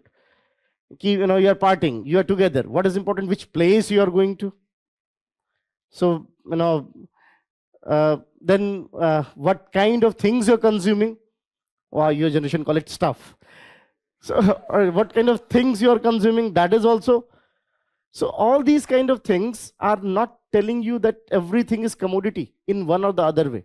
So this is how we got now this alienation is something becoming part and parcel of this this world. And again, solution Marx को सब जगह कहाँ दिख रहा था? Communism में. There will not be any alienation if people are producing for themselves. It doesn't matter which technology they are using. If they're producing for themselves, there will not be alienation. And that's why he believed this way, that how alienation is. So what is alienation? What are, you can say, four folds of alienation. And then there are debates of alienation also, what others had said on this. But before that, we can write a few things.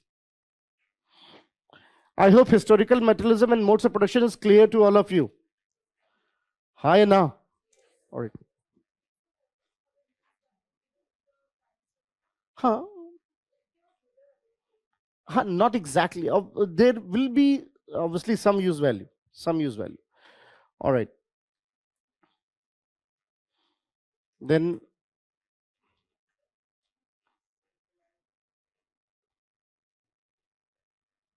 self-reliance of India is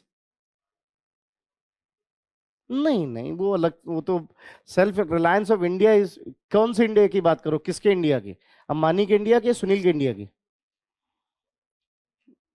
unfortunately it's not that way, unfortunately it's not that way, it's not सभी का India, you know. So that's why Guljar was right कि there are two India within. So by the way, अच्छा ये भी interesting है, देखिए फेटिसिज्म, अब nationalism क्या है? एक तरह का फेटिसिज्म ही तो है। We got a national boundary, we got a national boundary and we started worshipping it, हम इसको मान रहे हैं। And look after during operation Sindoor, how we were so over enthusiastic. और पता है उसी समय Mukesh Ambani purchase land in Turkey, हमने तो टर्की को बाइकआउट कर दिया था कि घूमने भी नहीं जाएंगे Istanbul. People were talking this way on during Operation Sindoor, tagging on X कि हम ये नहीं करेंगे, टर्की को हम बाइकआउट कर रहे हैं and all this. And that time Mukesh Ambani invested a lot in Turkey. अब उनके लिए नेशनलिज्म नहीं था क्या? This is what I am wondering. और ये बोलते हुए डर भी लग रहा है, तो that is another victory of them. So this is how, whose India, that's what the point is कि किसके लिए आप बात कर रहे हो। So when it comes to self-reliance of India, you need to understand ki, is it really for everyone? Perhaps no. Khair, you can write that. You can give heading. The next heading is alienation. Alienation. Alienation. And commodity fetishism. Alienation and commodity fetishism.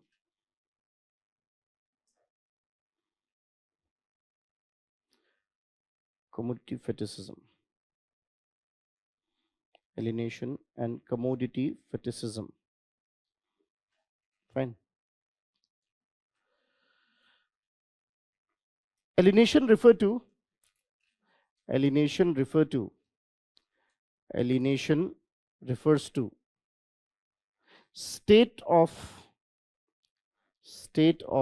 self estrangement, state of self estrangement, estrangement, estrangement, self estrangement, where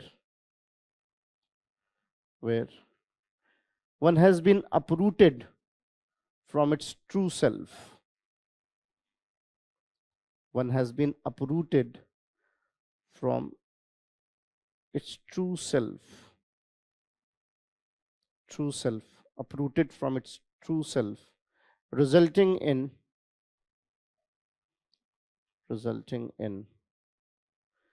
dissatisfaction, resulting in dissatisfaction. The term was popularized by Feuerbach. Term was popularized by Feuerbach. Feuerbach. Term was popularized by Feuerbach or Feuerbach, whatever, right? Feuerbach, where he believed that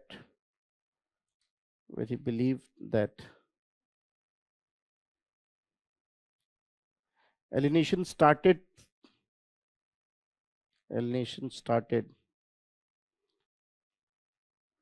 with alienation from nature, with alienation from nature,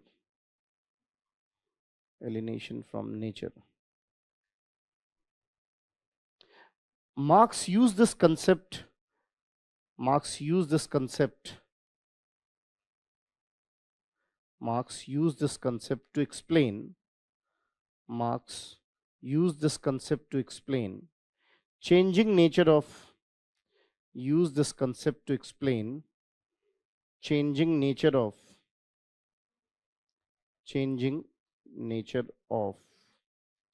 labor relations of production, changing nature of labor's relations of production, labor's relations of production. According to Marx,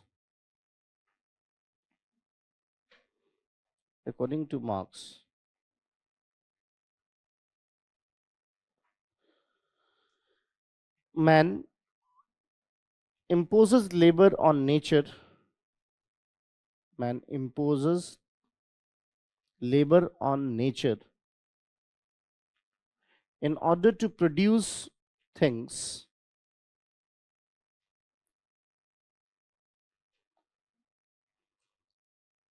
in order to produce things to fulfill their material needs, to fulfill their material needs, in order to fulfill their material needs and and fulfill their material needs and for the purpose of for the purpose of expressions of creativity and innovation, expressions of creativity and innovations. इसी ने हमें इतना आगे लिया है, आगे बढ़ाया है, expressions of creativity and innovations. Initially,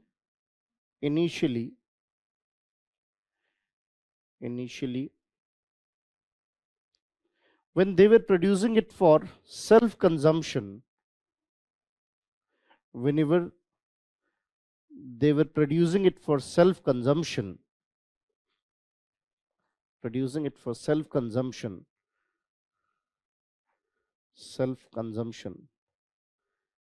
producing it for self-consumption, it has use value. Use value. You should be inverted comma, use value. It has use value, which was qualitative. Use value, which was qualitative. Qualitative. For example,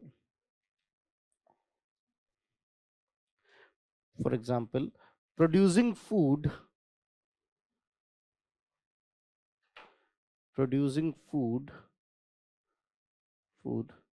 was having the use value of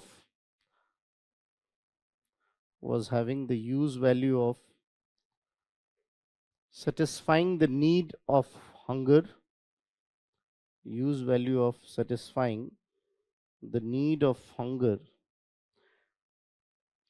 ठीक, और उस पर जो garnishing कर रहे हो आप, that is satisfying your creativity, need of hunger, and producing shoes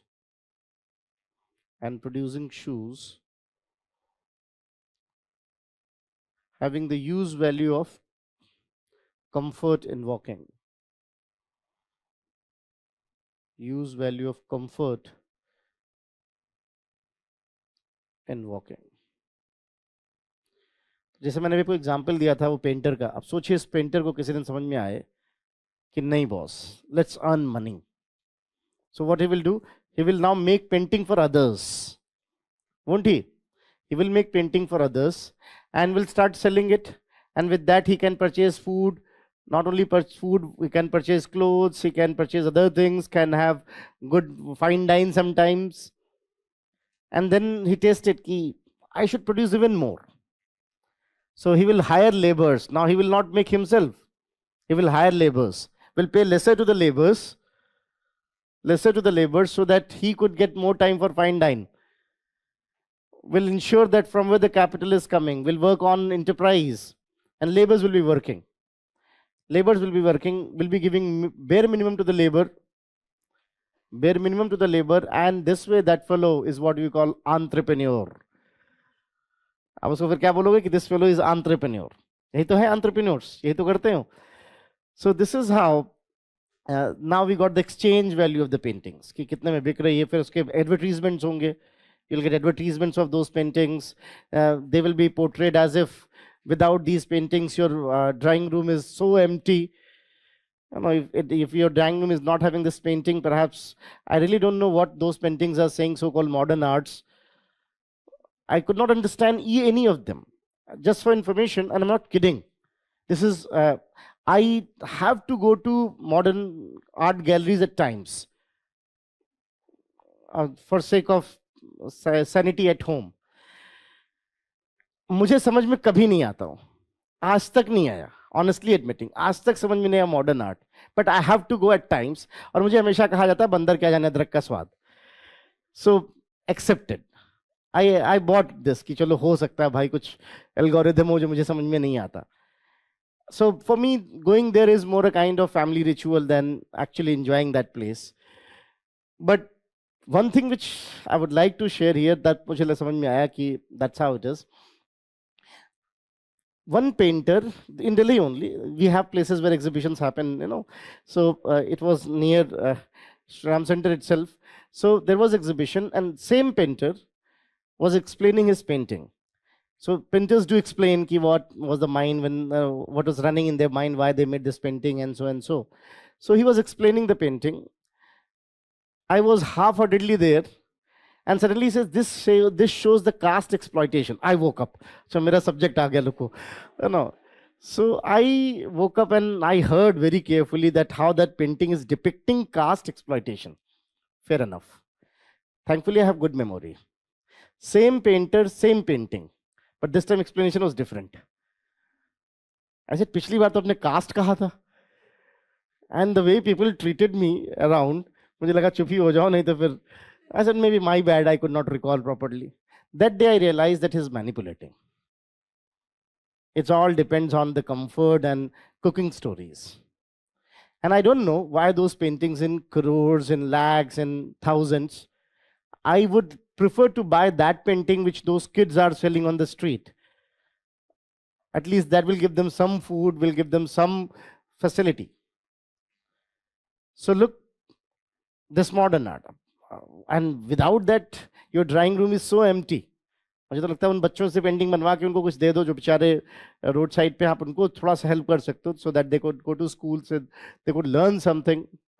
but सभी के ड्राइंग रूम में जाइए और वो समझ में कुछ नहीं आता उसमें कि बना क्या है. You keep stating whatever you want. That projection technology, in psychology we call it projection technology. You will see in the photo what you want to see.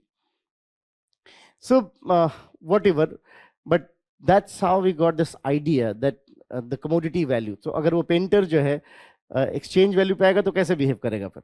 That's how he'll behave. Make bogus paintings, will advertise that way. कि these paintings are so good, and so fetishism has come. Fetishism has come.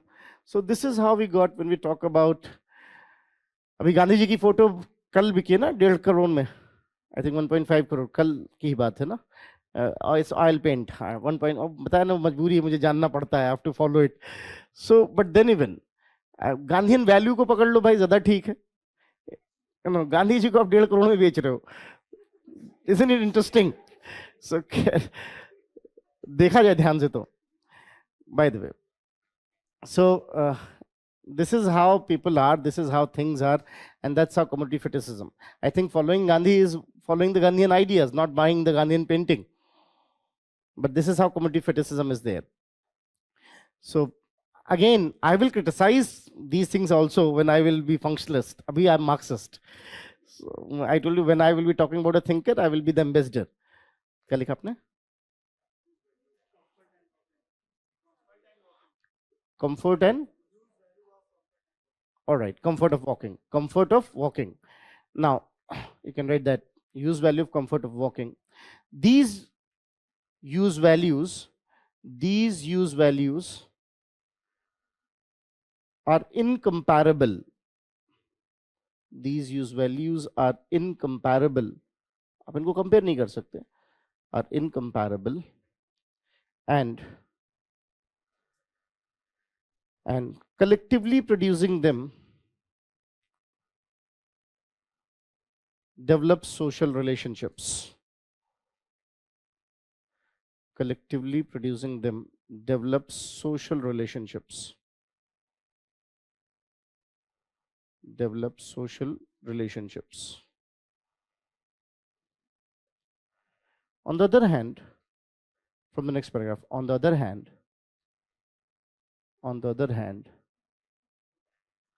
when the labor started producing, on the other hand, when labor started producing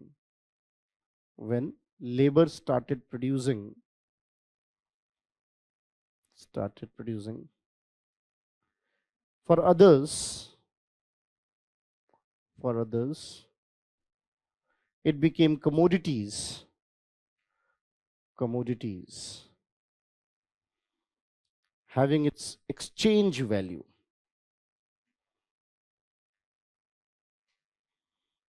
exchange value, which will be quantitative and comparable, I hope it's making sense to all of you, which will be quantitative and comparable.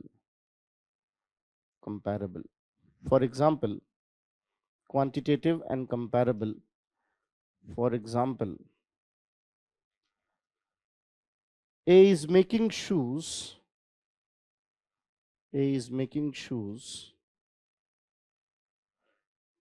To sell it with exchange of food.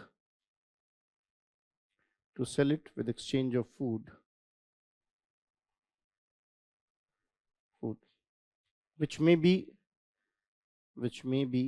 in commodity money commodity framework, CMC framework we call it. Commodity money commodity framework. Commodity money commodity framework. Commodity money commodity framework. Fine.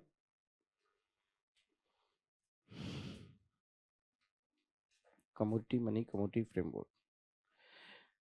The value of exchange is determined by the value of exchange is determined by the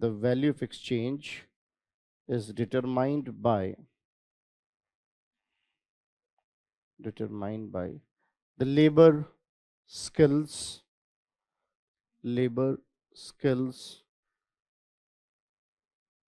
need of capital, and such like.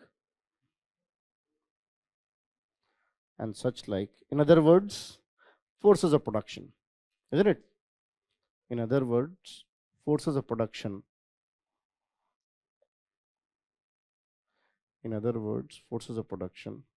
So those who control forces of production,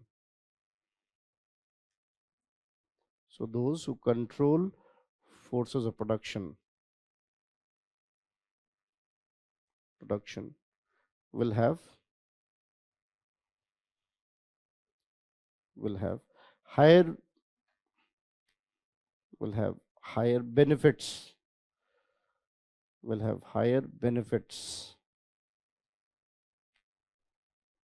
in the exchange.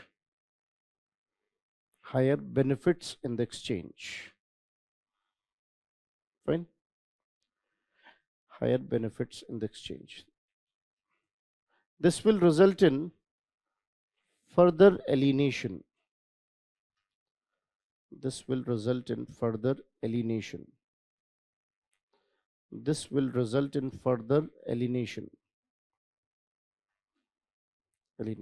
Fine. Now यहीं पे चाहे तो सब heading से दे सकते हैं पहले, फिर उसके बाद एक्सप्लेन करेंगे एलिनेशन को अलग से, क्योंकि यहाँ पे इतना हमने लिख लिया, तो यहीं पे will write a kind of sub heading commodity फेटिसिज्म.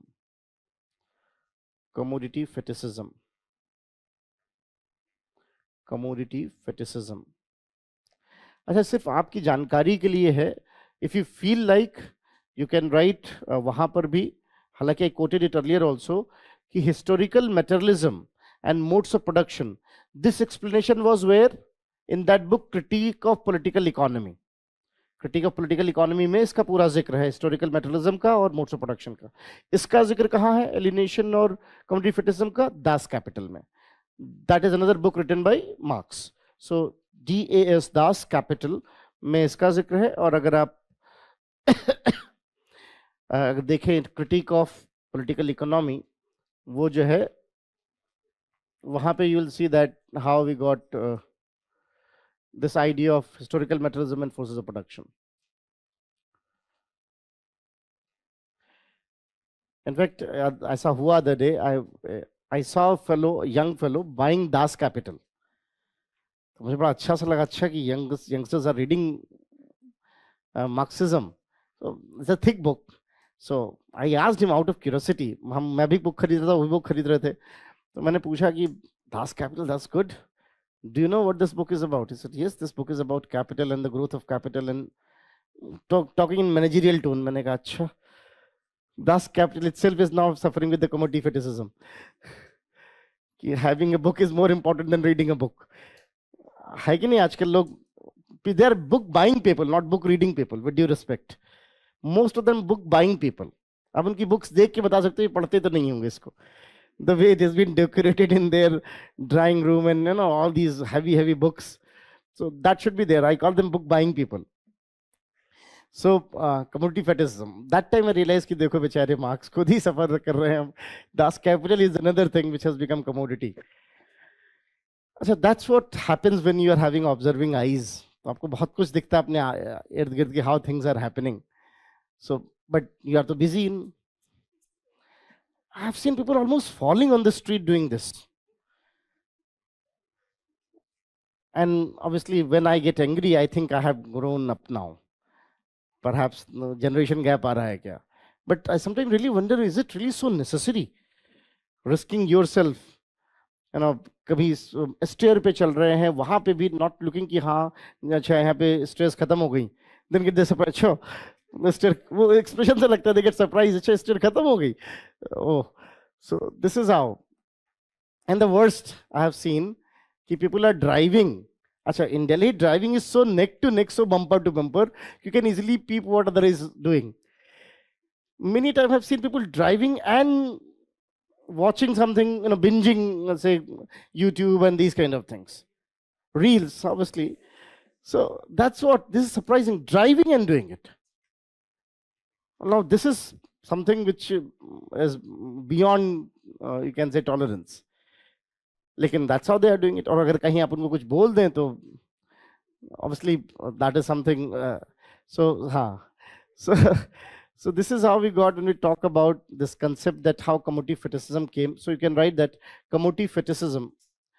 You can write that this concept of commodity fetishism, the concept of commodity fetishism or fetish of commodities, जो भी बोलना चाहे, either way एक ही बात है. Commodity fetishism was popularized by Marx.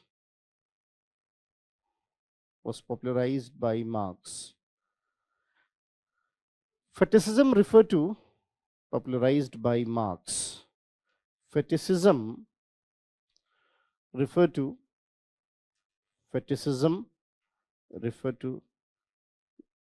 that idea where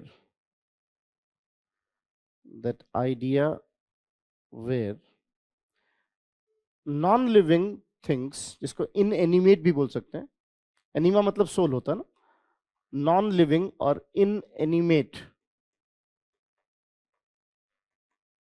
things, non-living or inanimate things,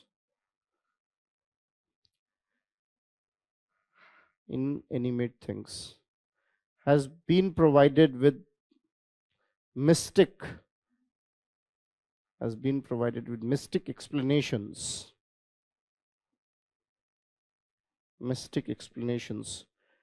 giving it a divine status.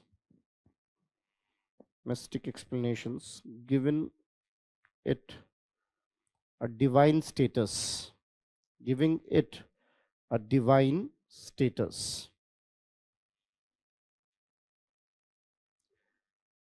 This concept of fetishism was popularized by anthropologists in religion. Oh, sorry, anthropologists. This concept of fetishism was popularized by anthropologists in religion.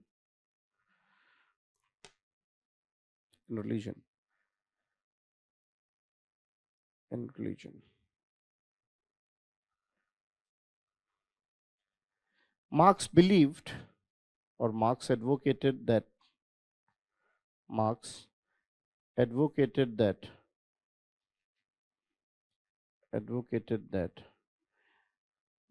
the capitalist society is witnessing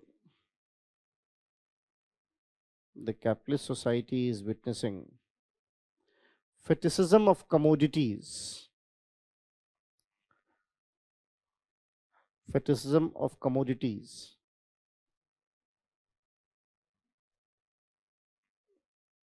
fetishism of commodities. Where the purpose of life is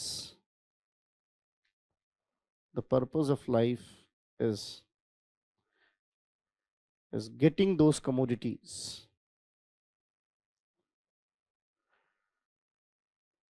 treating them divine for existence, treating them divine for existence,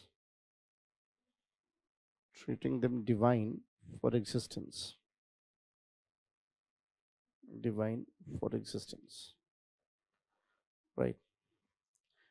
So that's the point. I told you, बहुत सारी चीजें अपने घर में आप देखो तो the entire house is garbage. Entire और फालतू फालतू की चीजें रखी हुई हैं, उसका कोई यूज नहीं होना, कभी नहीं होगा, but that's how it is. Commodity fetishism. Kids are not having place for it. So, in fact, आप देखो, this is surprising. मैं अपने घर के सामने की बात बताऊं कि this is funny. मेरे घर के जस्ट सामने भी got two things.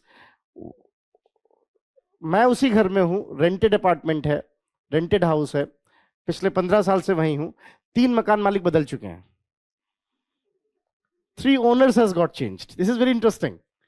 3 मकान मालिक बदल चुके हैं. And the same stories, less or more, for the next house also. Landlords are changing only, not the tenants.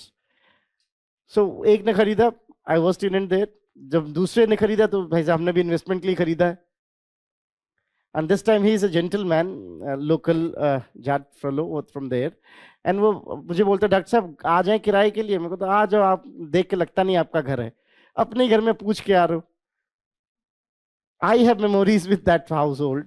और अपने घर में मुझे कुछ दिक्कत नहीं होती, मैं सीधे बोल देता हूँ, भाई साहब इसको ये सही करवा दो, भाई साहब यही सही करवा दो, आप सिर्फ एक चेक लेने आ जाते हो बस. तो जब भी थोड़ी बहुत, as we grew as a friend, तो थोड़ी बहुत जब बात होनी शुरू हुई, तो बात तो सही कह रहा हूँ. मैंने कहा बताओ, ऐसे आप एक दिन निकल लोगे, घर यहीं रहेगा, मैं भी एक दिन निकल जाऊंगा, घर यहीं रहेगा, आप बस केवल मेंटेनेंस कराते रहो, चेक लेते रहो. I am the one who's enjoying it. आप अपने घर में पूछ के आ रहे हो कि आ जाएं. अब घर ये है किसका, ये सवाल बड़ा है फिर, है ना. तो खैर उसका ये हुआ कि नेक्स्ट टाइम मैंने had to go for rent agreement. इसे नहीं, कोई नहीं, रहने दीजिए आपका, मैं समझ गया, आपके साथ दिक्कत नहीं है मुझे. बल्कि ही ऑल्सो सेड कि ये मेरा बेटा है, इसको जरा समझाइए, थोड़ा काम धाम करे. अब है ना, somehow he realized that this man might be of help. And when I asked him, he called me, भैया बहुत सारा काम रहता है. मैंने कहा जैसे, भैया सुबह जिम जाना होता है. मैंने कहा अच्छा. उसके बाद भैया दूध लेने जो डेयरी जाना पड़ता है, फिर बच्चे को छोड़ने जाना पड़ता है, बहुत काम है. भाई रहने दो तुम, यही करो. He has his own Thar and having rental income, and ठीक है, he's enjoying his life. So when he asked me, ठीक है, बढ़िया कर रहा है, कुछ ऐसा नुकसान तो कर नहीं रहा किसी का. Was wrong into that. So मैंने कहा, पर समझाया उनको कि पर्पस क्या होता है काम करने का. अर्निंग उसके पास वैसे आ रही तो काम क्यों करेगा भाई. Why one should work? Why one should work? So he should be doing something for the manifestation of his creativity that he does by hitting gyms. बढ़िया है, वो जिम जाता है, ये कोई चिंता की बात थोड़ा कि सुबह सुबह उठ के पहुंच गया DLF. तो वो तो नहीं हो रहा ना, वो जिम ही जा रहा, कोई गड़बड़ नहीं कर रहा है. That's how. तो somehow, but the funny part is, what is interesting part is कि end of the day, we all are just chasing goods, not enjoying it, any part of it. Not enjoying any part, just chasing it. You get one, and then you set the new limit immediately, then and there. And that is what is commodity fetishism. So we had made it that important. So what you've written? Divine for existence. So that's how it is when we talk about so मुझे भी बहुत सारे लोग मकान नहीं खरीद रहे हो, मकान नहीं लिया अब तक. And I have my own excuse. ऐसे इतना बढ़िया मकान है, चौधरी जी आते हैं कभी कभी. एक बात, मेरे पापा ने मकान बनाया, मेरे बाबा ने मकान बनाया, उसमें पापा कभी नहीं रहे. पापा ने मकान बनाया, उसमें मैं कभी नहीं रहा. तो you give me the reason why. Whatever household made by my father, I never resided in that. वो बाहर बाहर हॉस्टल में रहे. Same was with the grandfather. तो was a point of it. But इन सबों को लगता नहीं नहीं, और why should sacrifice my life for that. मकान बना लूंगा तो फिर उसके बाद EMI का एक, है ना. अभी क्या है, I keep my things in my control.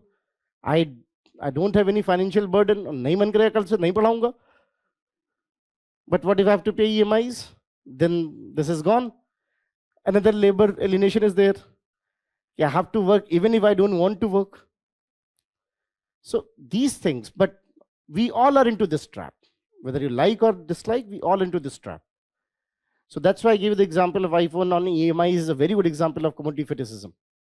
कोई बहुत जरूरी चीज तो है नहीं कि आप उसको EMI पे खरीद रहे हो. Is it something so important that paying 18% interest on it? Forget about the depreciation cost. I think the highly depreciation wise तो बहुत तेज depreciate हो रहा है. But then even we are looking at that way. So that's how we had taken this as a part of our existence. So this is what is called commodity fetishism.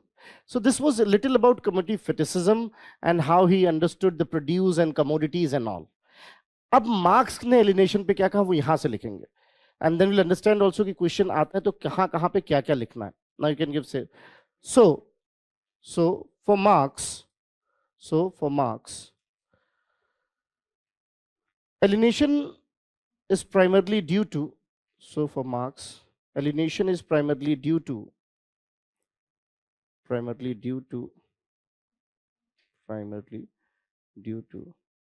robbing of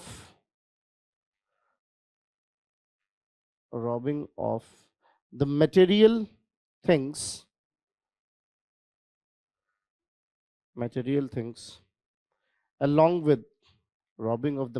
things along with objectification of creativity.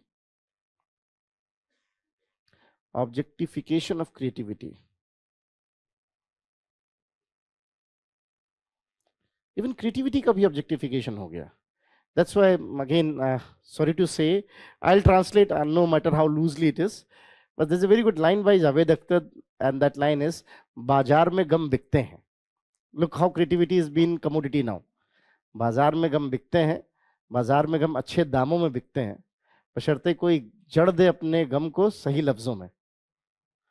मैंने भी अपने गम बड़े दामों में बेचे हैं, पर ये गम बेचने का गम शायद कभी नहीं बेच पाऊंगा. So this is what the point is. So what it says that you can sell even your grief if you could put the right words on it. And yes, people are selling their griefs in the form of poetry, in the form of other expressions. But can you sell this grief itself that you're selling the grief? That's the point. We all are facing this problem. We all are into this. So alienation is there. So that's what Marx is saying कि alienation where you're not being robbed of. अब ये term बड़ा काम का है आपके, क्योंकि आपके पास कम words होते हैं. तो alienation को, Marxian alienation को दो words से आप समझोगे: robbing of material gains and objectification of creativity. Objectification of creativity means कि creativity को भी हमने objectify कर लिया है.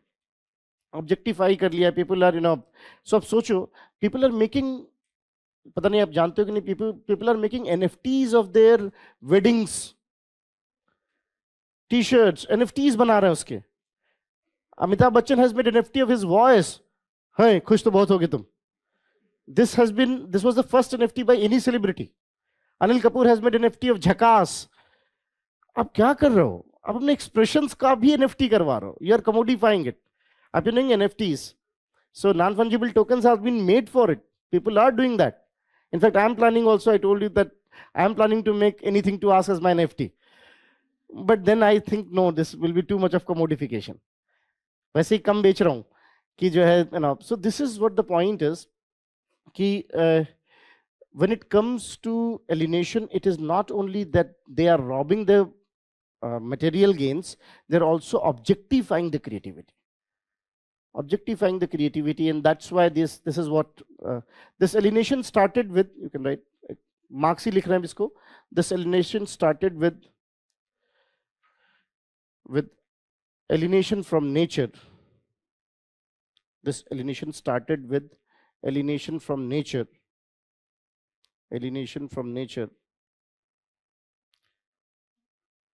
which manifests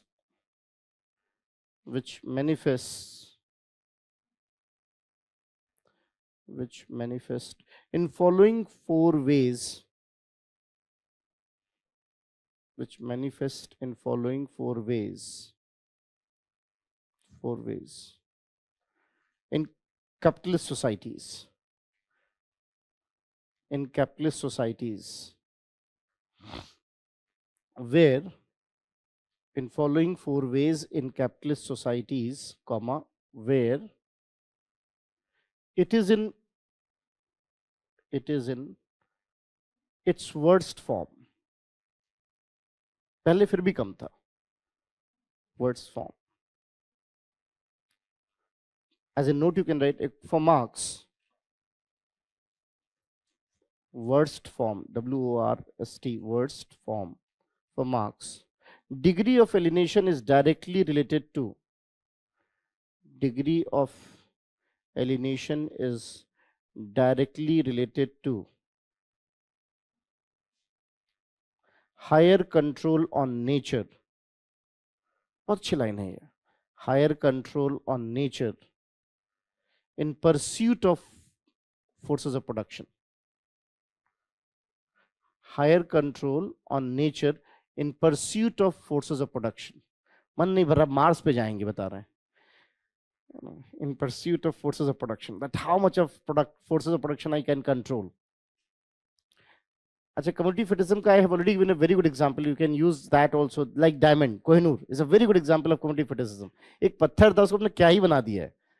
So what they are doing, more alienation is there because you are trying to control more the nature in different ways. So it is in following four ways. First, the producer has been separated from produce. First, the producer has been separated from produce. The producer has been separated from produce.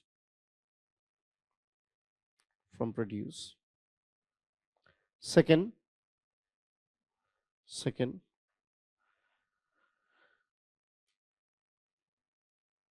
the producer has been separated. The producer has been separated from the process of production.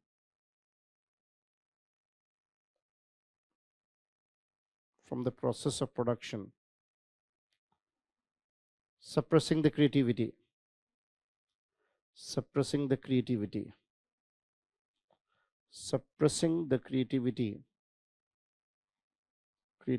In the name of efficiency. जितना SOP की बात करोगे उतना creativity कम होती जाएगी कि नहीं? In the name of efficiency. And third, there is social alienation between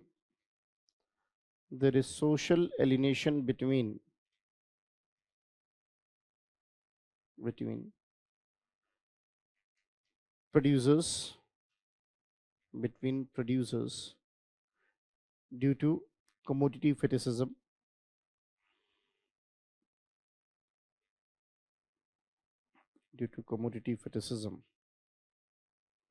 And fourth, there is self-alienation. Where there is self-alienation,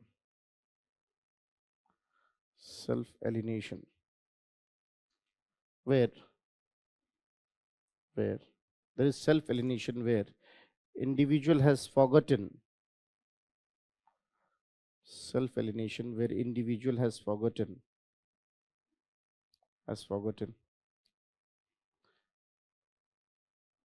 The use value.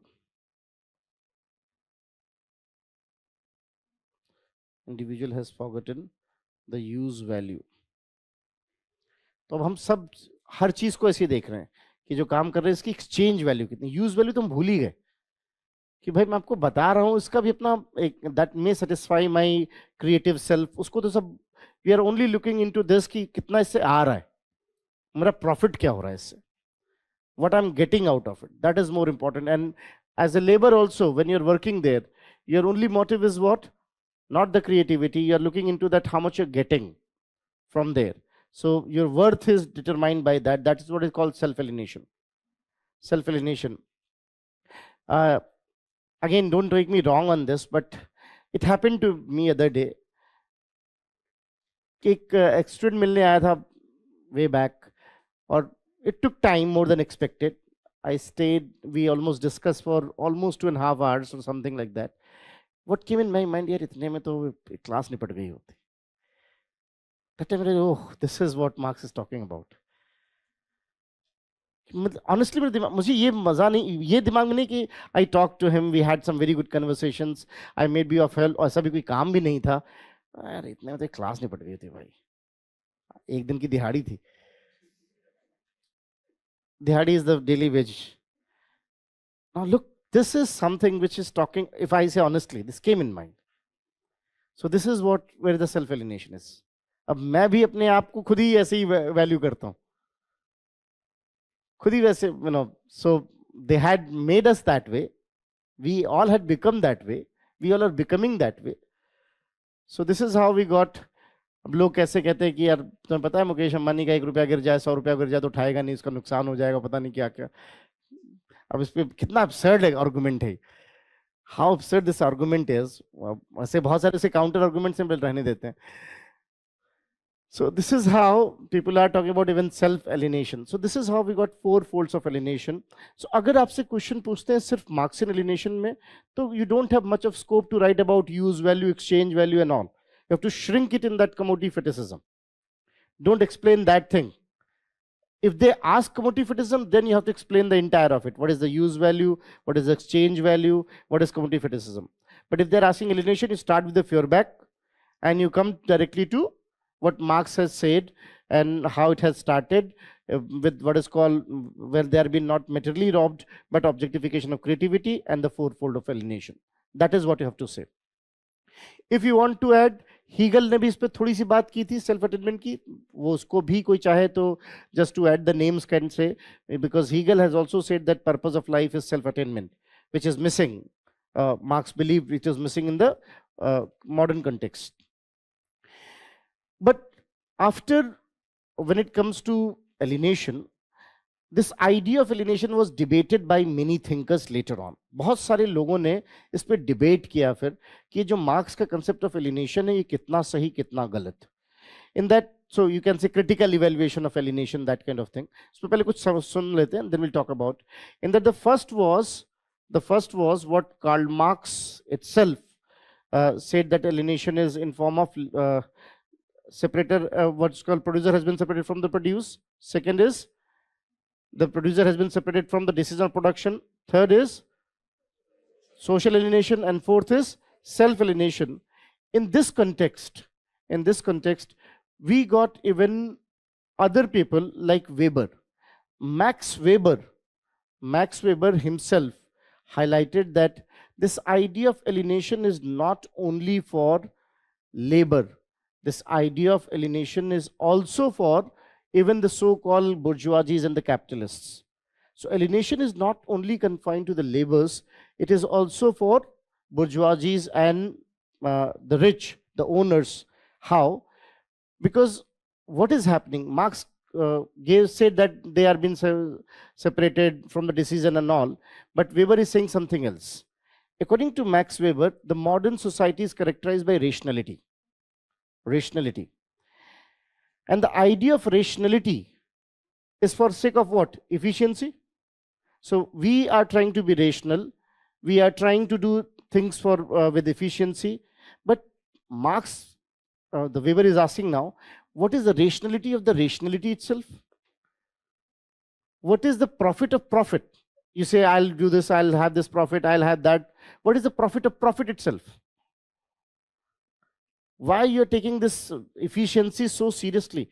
And that's why he said that we are caught into an iron cage.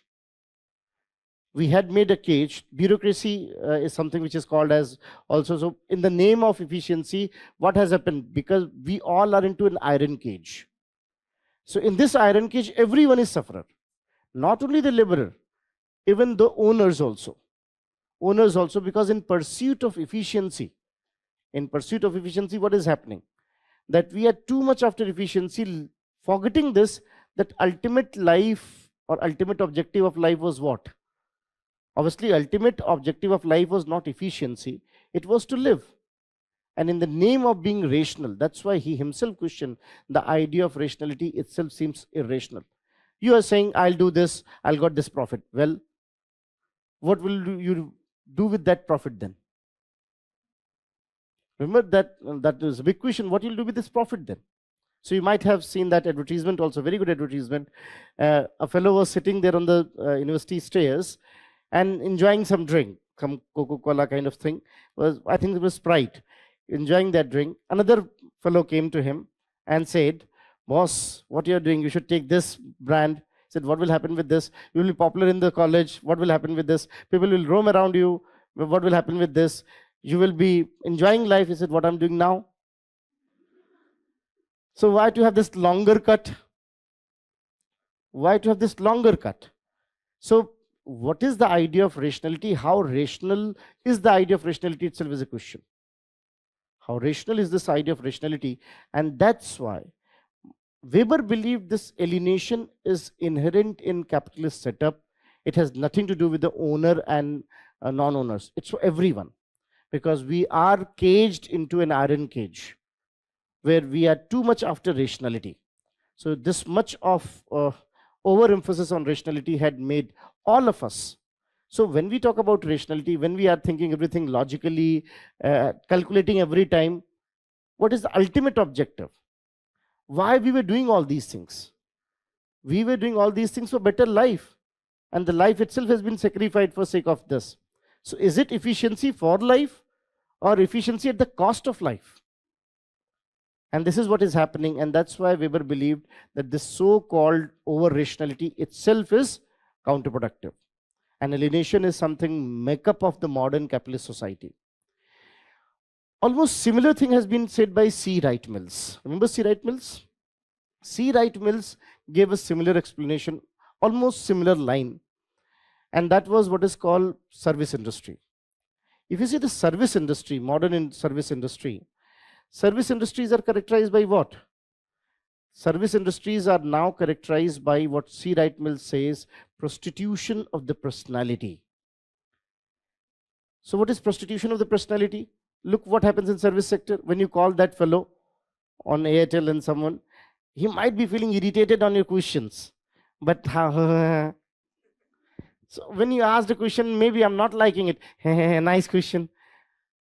Why I have to do it? Because I know you are the one from where the money is coming. You are the one, the client. So considering all this, what is happening? If I am going away from what is my true self, and that's why Wright Mills give the example of air hostesses. That this is something, look, in the name of SOPs, why they can't be a bit creative? All the time, they're doing the same thing. Why? Think of the degree of alienation they might be having at their work. So whatever, I can't, what do you think? Everything is so fine with me outside, but inside the class, as if I have to do this. I can't afford to express whatever my inner feelings are. Can I? No, I'm not allowed. That's what is the problem with the service industry. In the service industry, we all are into one frame. Are not we? I'm asking you, are not we? And if I'm not true to myself, whatever I am, is what is prostitution of the personality. So if you go to any place, say go to any shop, the sales boy, the way he's explaining the things, and he's not liking you at all. He knows also you're not going to buy, but cannot say this way. And all the time. So this is something Wright Mills says, the work is alienating now. The service industry, which is predominantly found in modern societies, the work itself is alienating.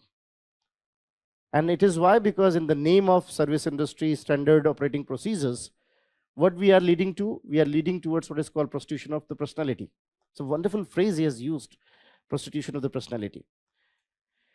Then almost similarly, one fellow, as I was saying about Marcuse and Gorge, there are two of them. All these are in Harlambus. All these references are in Harlambus. Maybe some of them here and there might be in Sangwan also, but Harlambus has talked about. There's a chapter in Harlambus on alienation, complete chapter, where the Marx and others have been compared. So similarly, Marcuse has highlighted, he wrote that famous work called One-Dimensional Man, and found that in today's world, not only work, even leisure is also alienating. Leisure is also alienating. That's why I told you that phrase. They work like donkeys in the day and they jump like if you see that, they jump like monkeys in the night, and eventually losing both. Dalai Lama has once said this. It was asked to Dalai Lama, what is the most strange thing? He said the most strange thing is that they first waste their health to earn money, and then they waste their money to regain the health, eventually losing both. They live as if they will never die, they die as if they never lived. There's a very famous quote of Dalai Lama, His Highness Dalai Lama. So if you say, that's a very good quote to understand, in one-dimensional man, we all are after commodity fetishism. We are not chasing commodities. You know commodity fetishism now. And that is what making us one-dimensional. So not only work, even the leisure is also alienating. So that's how Marcuse said. And even more interestingly, one fellow, Robert Blauner, he compared three industries. Look at the data. There are three industries. One is automobile sector. Another was paint industry. And another was, let's say, art and craft industry. So those who are working in art and craft, those were in paint industry, and those were in, say, automobile. Salary-wise, automobile people were having higher salary. But degree of alienation was higher in automobile. It was minimum in handicraft, higher in automobile, lesser in paint, something like this. This is where he wrote that famous work, The Alienated Labor. And what he found, at workplace, if you don't have freedom of creativity, if you had been too much regularized and monitored, what happens? Your creativity and efficiency get compromised. And this is what is the new mantra for human resource now. Give them their freedom. I'm not talking about, that's what Bluner is also being taught in management. So Bluner empirically found that in automobile sector, because in automobile sector, you don't have any scope of creativity. I told you what happens in Manesar. They're standing there at the same place and just fixing one unit day long, doing the same thing. Day long, if you go to a shop, I have seen people, in fact, I often say him ki, that fellow, he was near Monirika ki boss, kabhi main aapko bataunga alienation hota hai. You know what he does? Quite heavy in the weight, that fellow comes in the morning, does the worship, and sit on that chair, and day long, taking the money, giving the change. Chotu kitna hua? I often call him, you are alienation personified. You know, ab dekho kar kya rahe ho? The day long, no creativity, no, this day long. कि हाँ तो जिसको when I used to talk to him तो थोड़ा that time अच्छा those days we had enough of time but no money, so बात करने से concessions मिल जाते थे, account खुल जाता था, you get accounts also कि okay boss कोई नहीं, you can take it later, no. So whatever, but the point is कि even Bluner found that many a time at workplace, what is degree of creativity? How much is the degree of creativity? How much of the freedom you're having?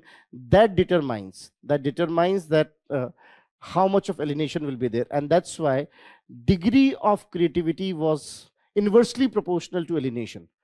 Wherever alienation is more, were the places where we got no freedom at all. No freedom at all. And that's what in handicraft, despite the fact that they had lesser income, they were more happy. And despite the fact in automobile, they were having more income, yet they were very unhappy. So this way, even Bluner found that alienation is something which is directly related to what is called freedom at workplace, and proving Marx right. Even if they are not interacting with each other at workplace. So in paint industry, what was the case? in paint industry, as they were doing some creative work, they were having interaction within them, talking to each other. By mixing this color, what will happen? Should I mix this color? That was the reason why they were relatively less alienated. That's why in HR we say you should be having what is called casual meetings of the employees. So they should be given one day for these kind of things. So all these things provide freedom at workplace, Bluner says, and that even they also believed. So Robert Bluner also believed that alienation is part and parcel of the modern lifestyle in modern economic activities.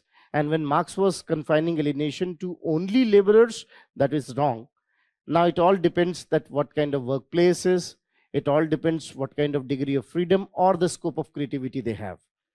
So this way we got Weber, we got Wright Mills, we got Marcuse, even almost on a similar line, we also got one fellow, his name is Zeman.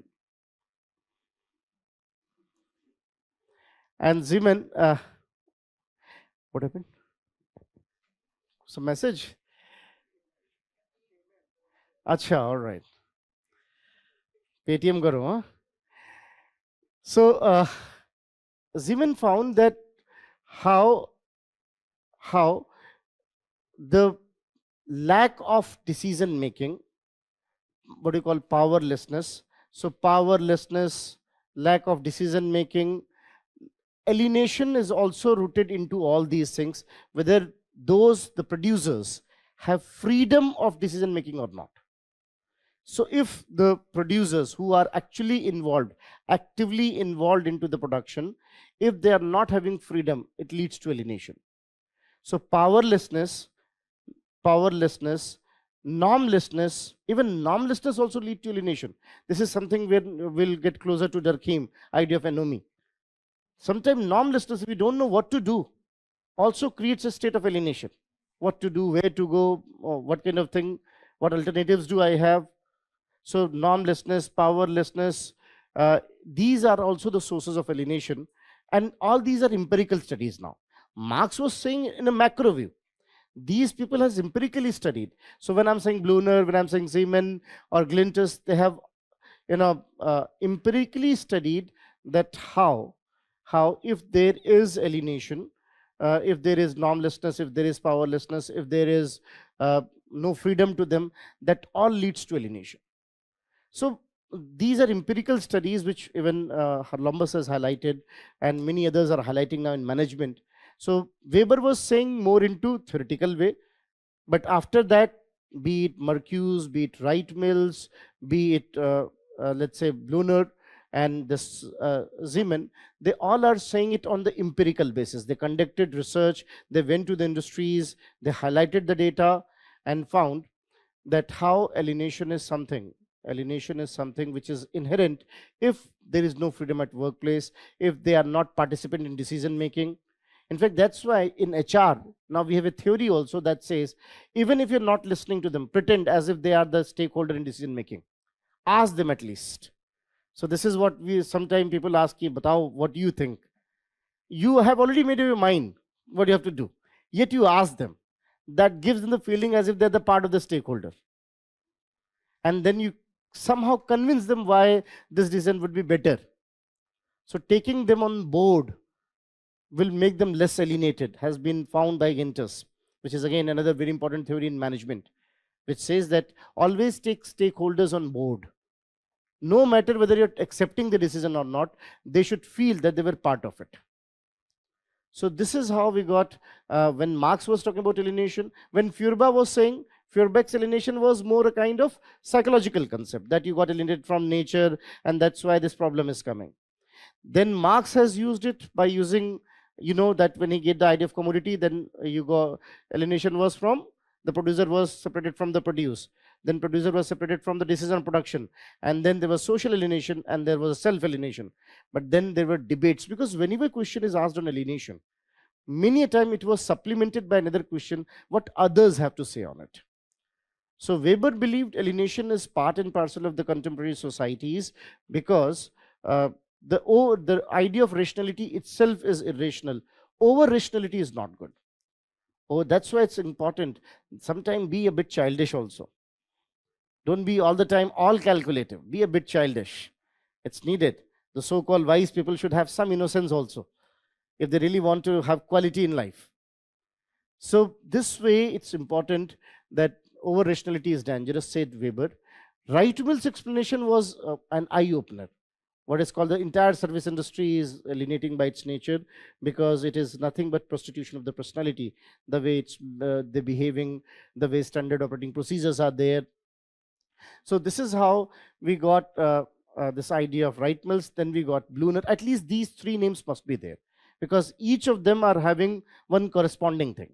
So this way we got, when we talk about Robert Bluner, who empirically identified that irrespective of payments, irrespective of facilities, if they did not have scope for creativity, that had made them more alienated and disgruntled or dissatisfied. So this is how we got when we say Bluner. And then we got Gintis, who's also highlighting that at workplace the degree of freedom is important and they should be part of this decision making. And then we got what is called another name, Zeman. Zeman believed that normlessness, powerlessness could be the source of alienation. And very interestingly, I told you Marcuse, who believed in one-dimensional man, he highlighted that in contemporary world, not only the work, even leisure is also alienating. And that's why this alienation is getting amounted, leading towards various mental challenges and so and so. So this is how we got how the debates of alienation started. What was the advantage of talking about alienation to the modern world? As we have understood the alienation and the causes of it in the human resource management now. Obviously, when Marx was talking about, Marx was saying this alienation will lead to revolution. But at least in modern worlds, we have understood that we must make sure that the workplace is less alienating, which may further foster also the efficiency. And ultimately, the objective of life is not just efficiency. So this is how we got when we talk about alienation and the dimensions of alienation. Making sense? So, yes. Because your leisure is also something based on commodity fetishism also. That's why I said you jump like monkeys in the night. If you see that what they are doing, when they are going to a pub, when they are going to a restaurant, again it's commodity fetishism. Another rat race there. There's another rat race going on. So are you really enjoying? What is leisure? Leisure is where you unbound yourself. It's not that you get into another rat race. So when you go to such places, there's another rat race. And that is where even the leisure is also. When you go to cinema, are not they taking you to a different world altogether? I don't know, you may enjoy raining in the cinema. They might be dancing there, but look, come outside and see. So your cinema is also taking you away from the reality. That's another alienation. And that's why he believed that a happy consciousness created. So most of his cinemas are what? Most of your OTTs platforms are what? They're taking you away from the reality. And your critical thinking is being compromised now. So laser is also limiting. When you stop thinking, you're being duped by too much of information. So these days people are busy. That's why I say doom scrolling and all you're busy into that. You don't have time even to think critically that what is right, what is wrong. So you wake up, you go to office, you finish your work, you finish your task like donkeys, and you come back, and then again you're busy into watching movies, going pubs, doing all these things, and that too so mechanically. And these standards are given by whom? Who told you that going pub will give meanings to your life? Coming from the same capitalist class, so that they can sell more products to you.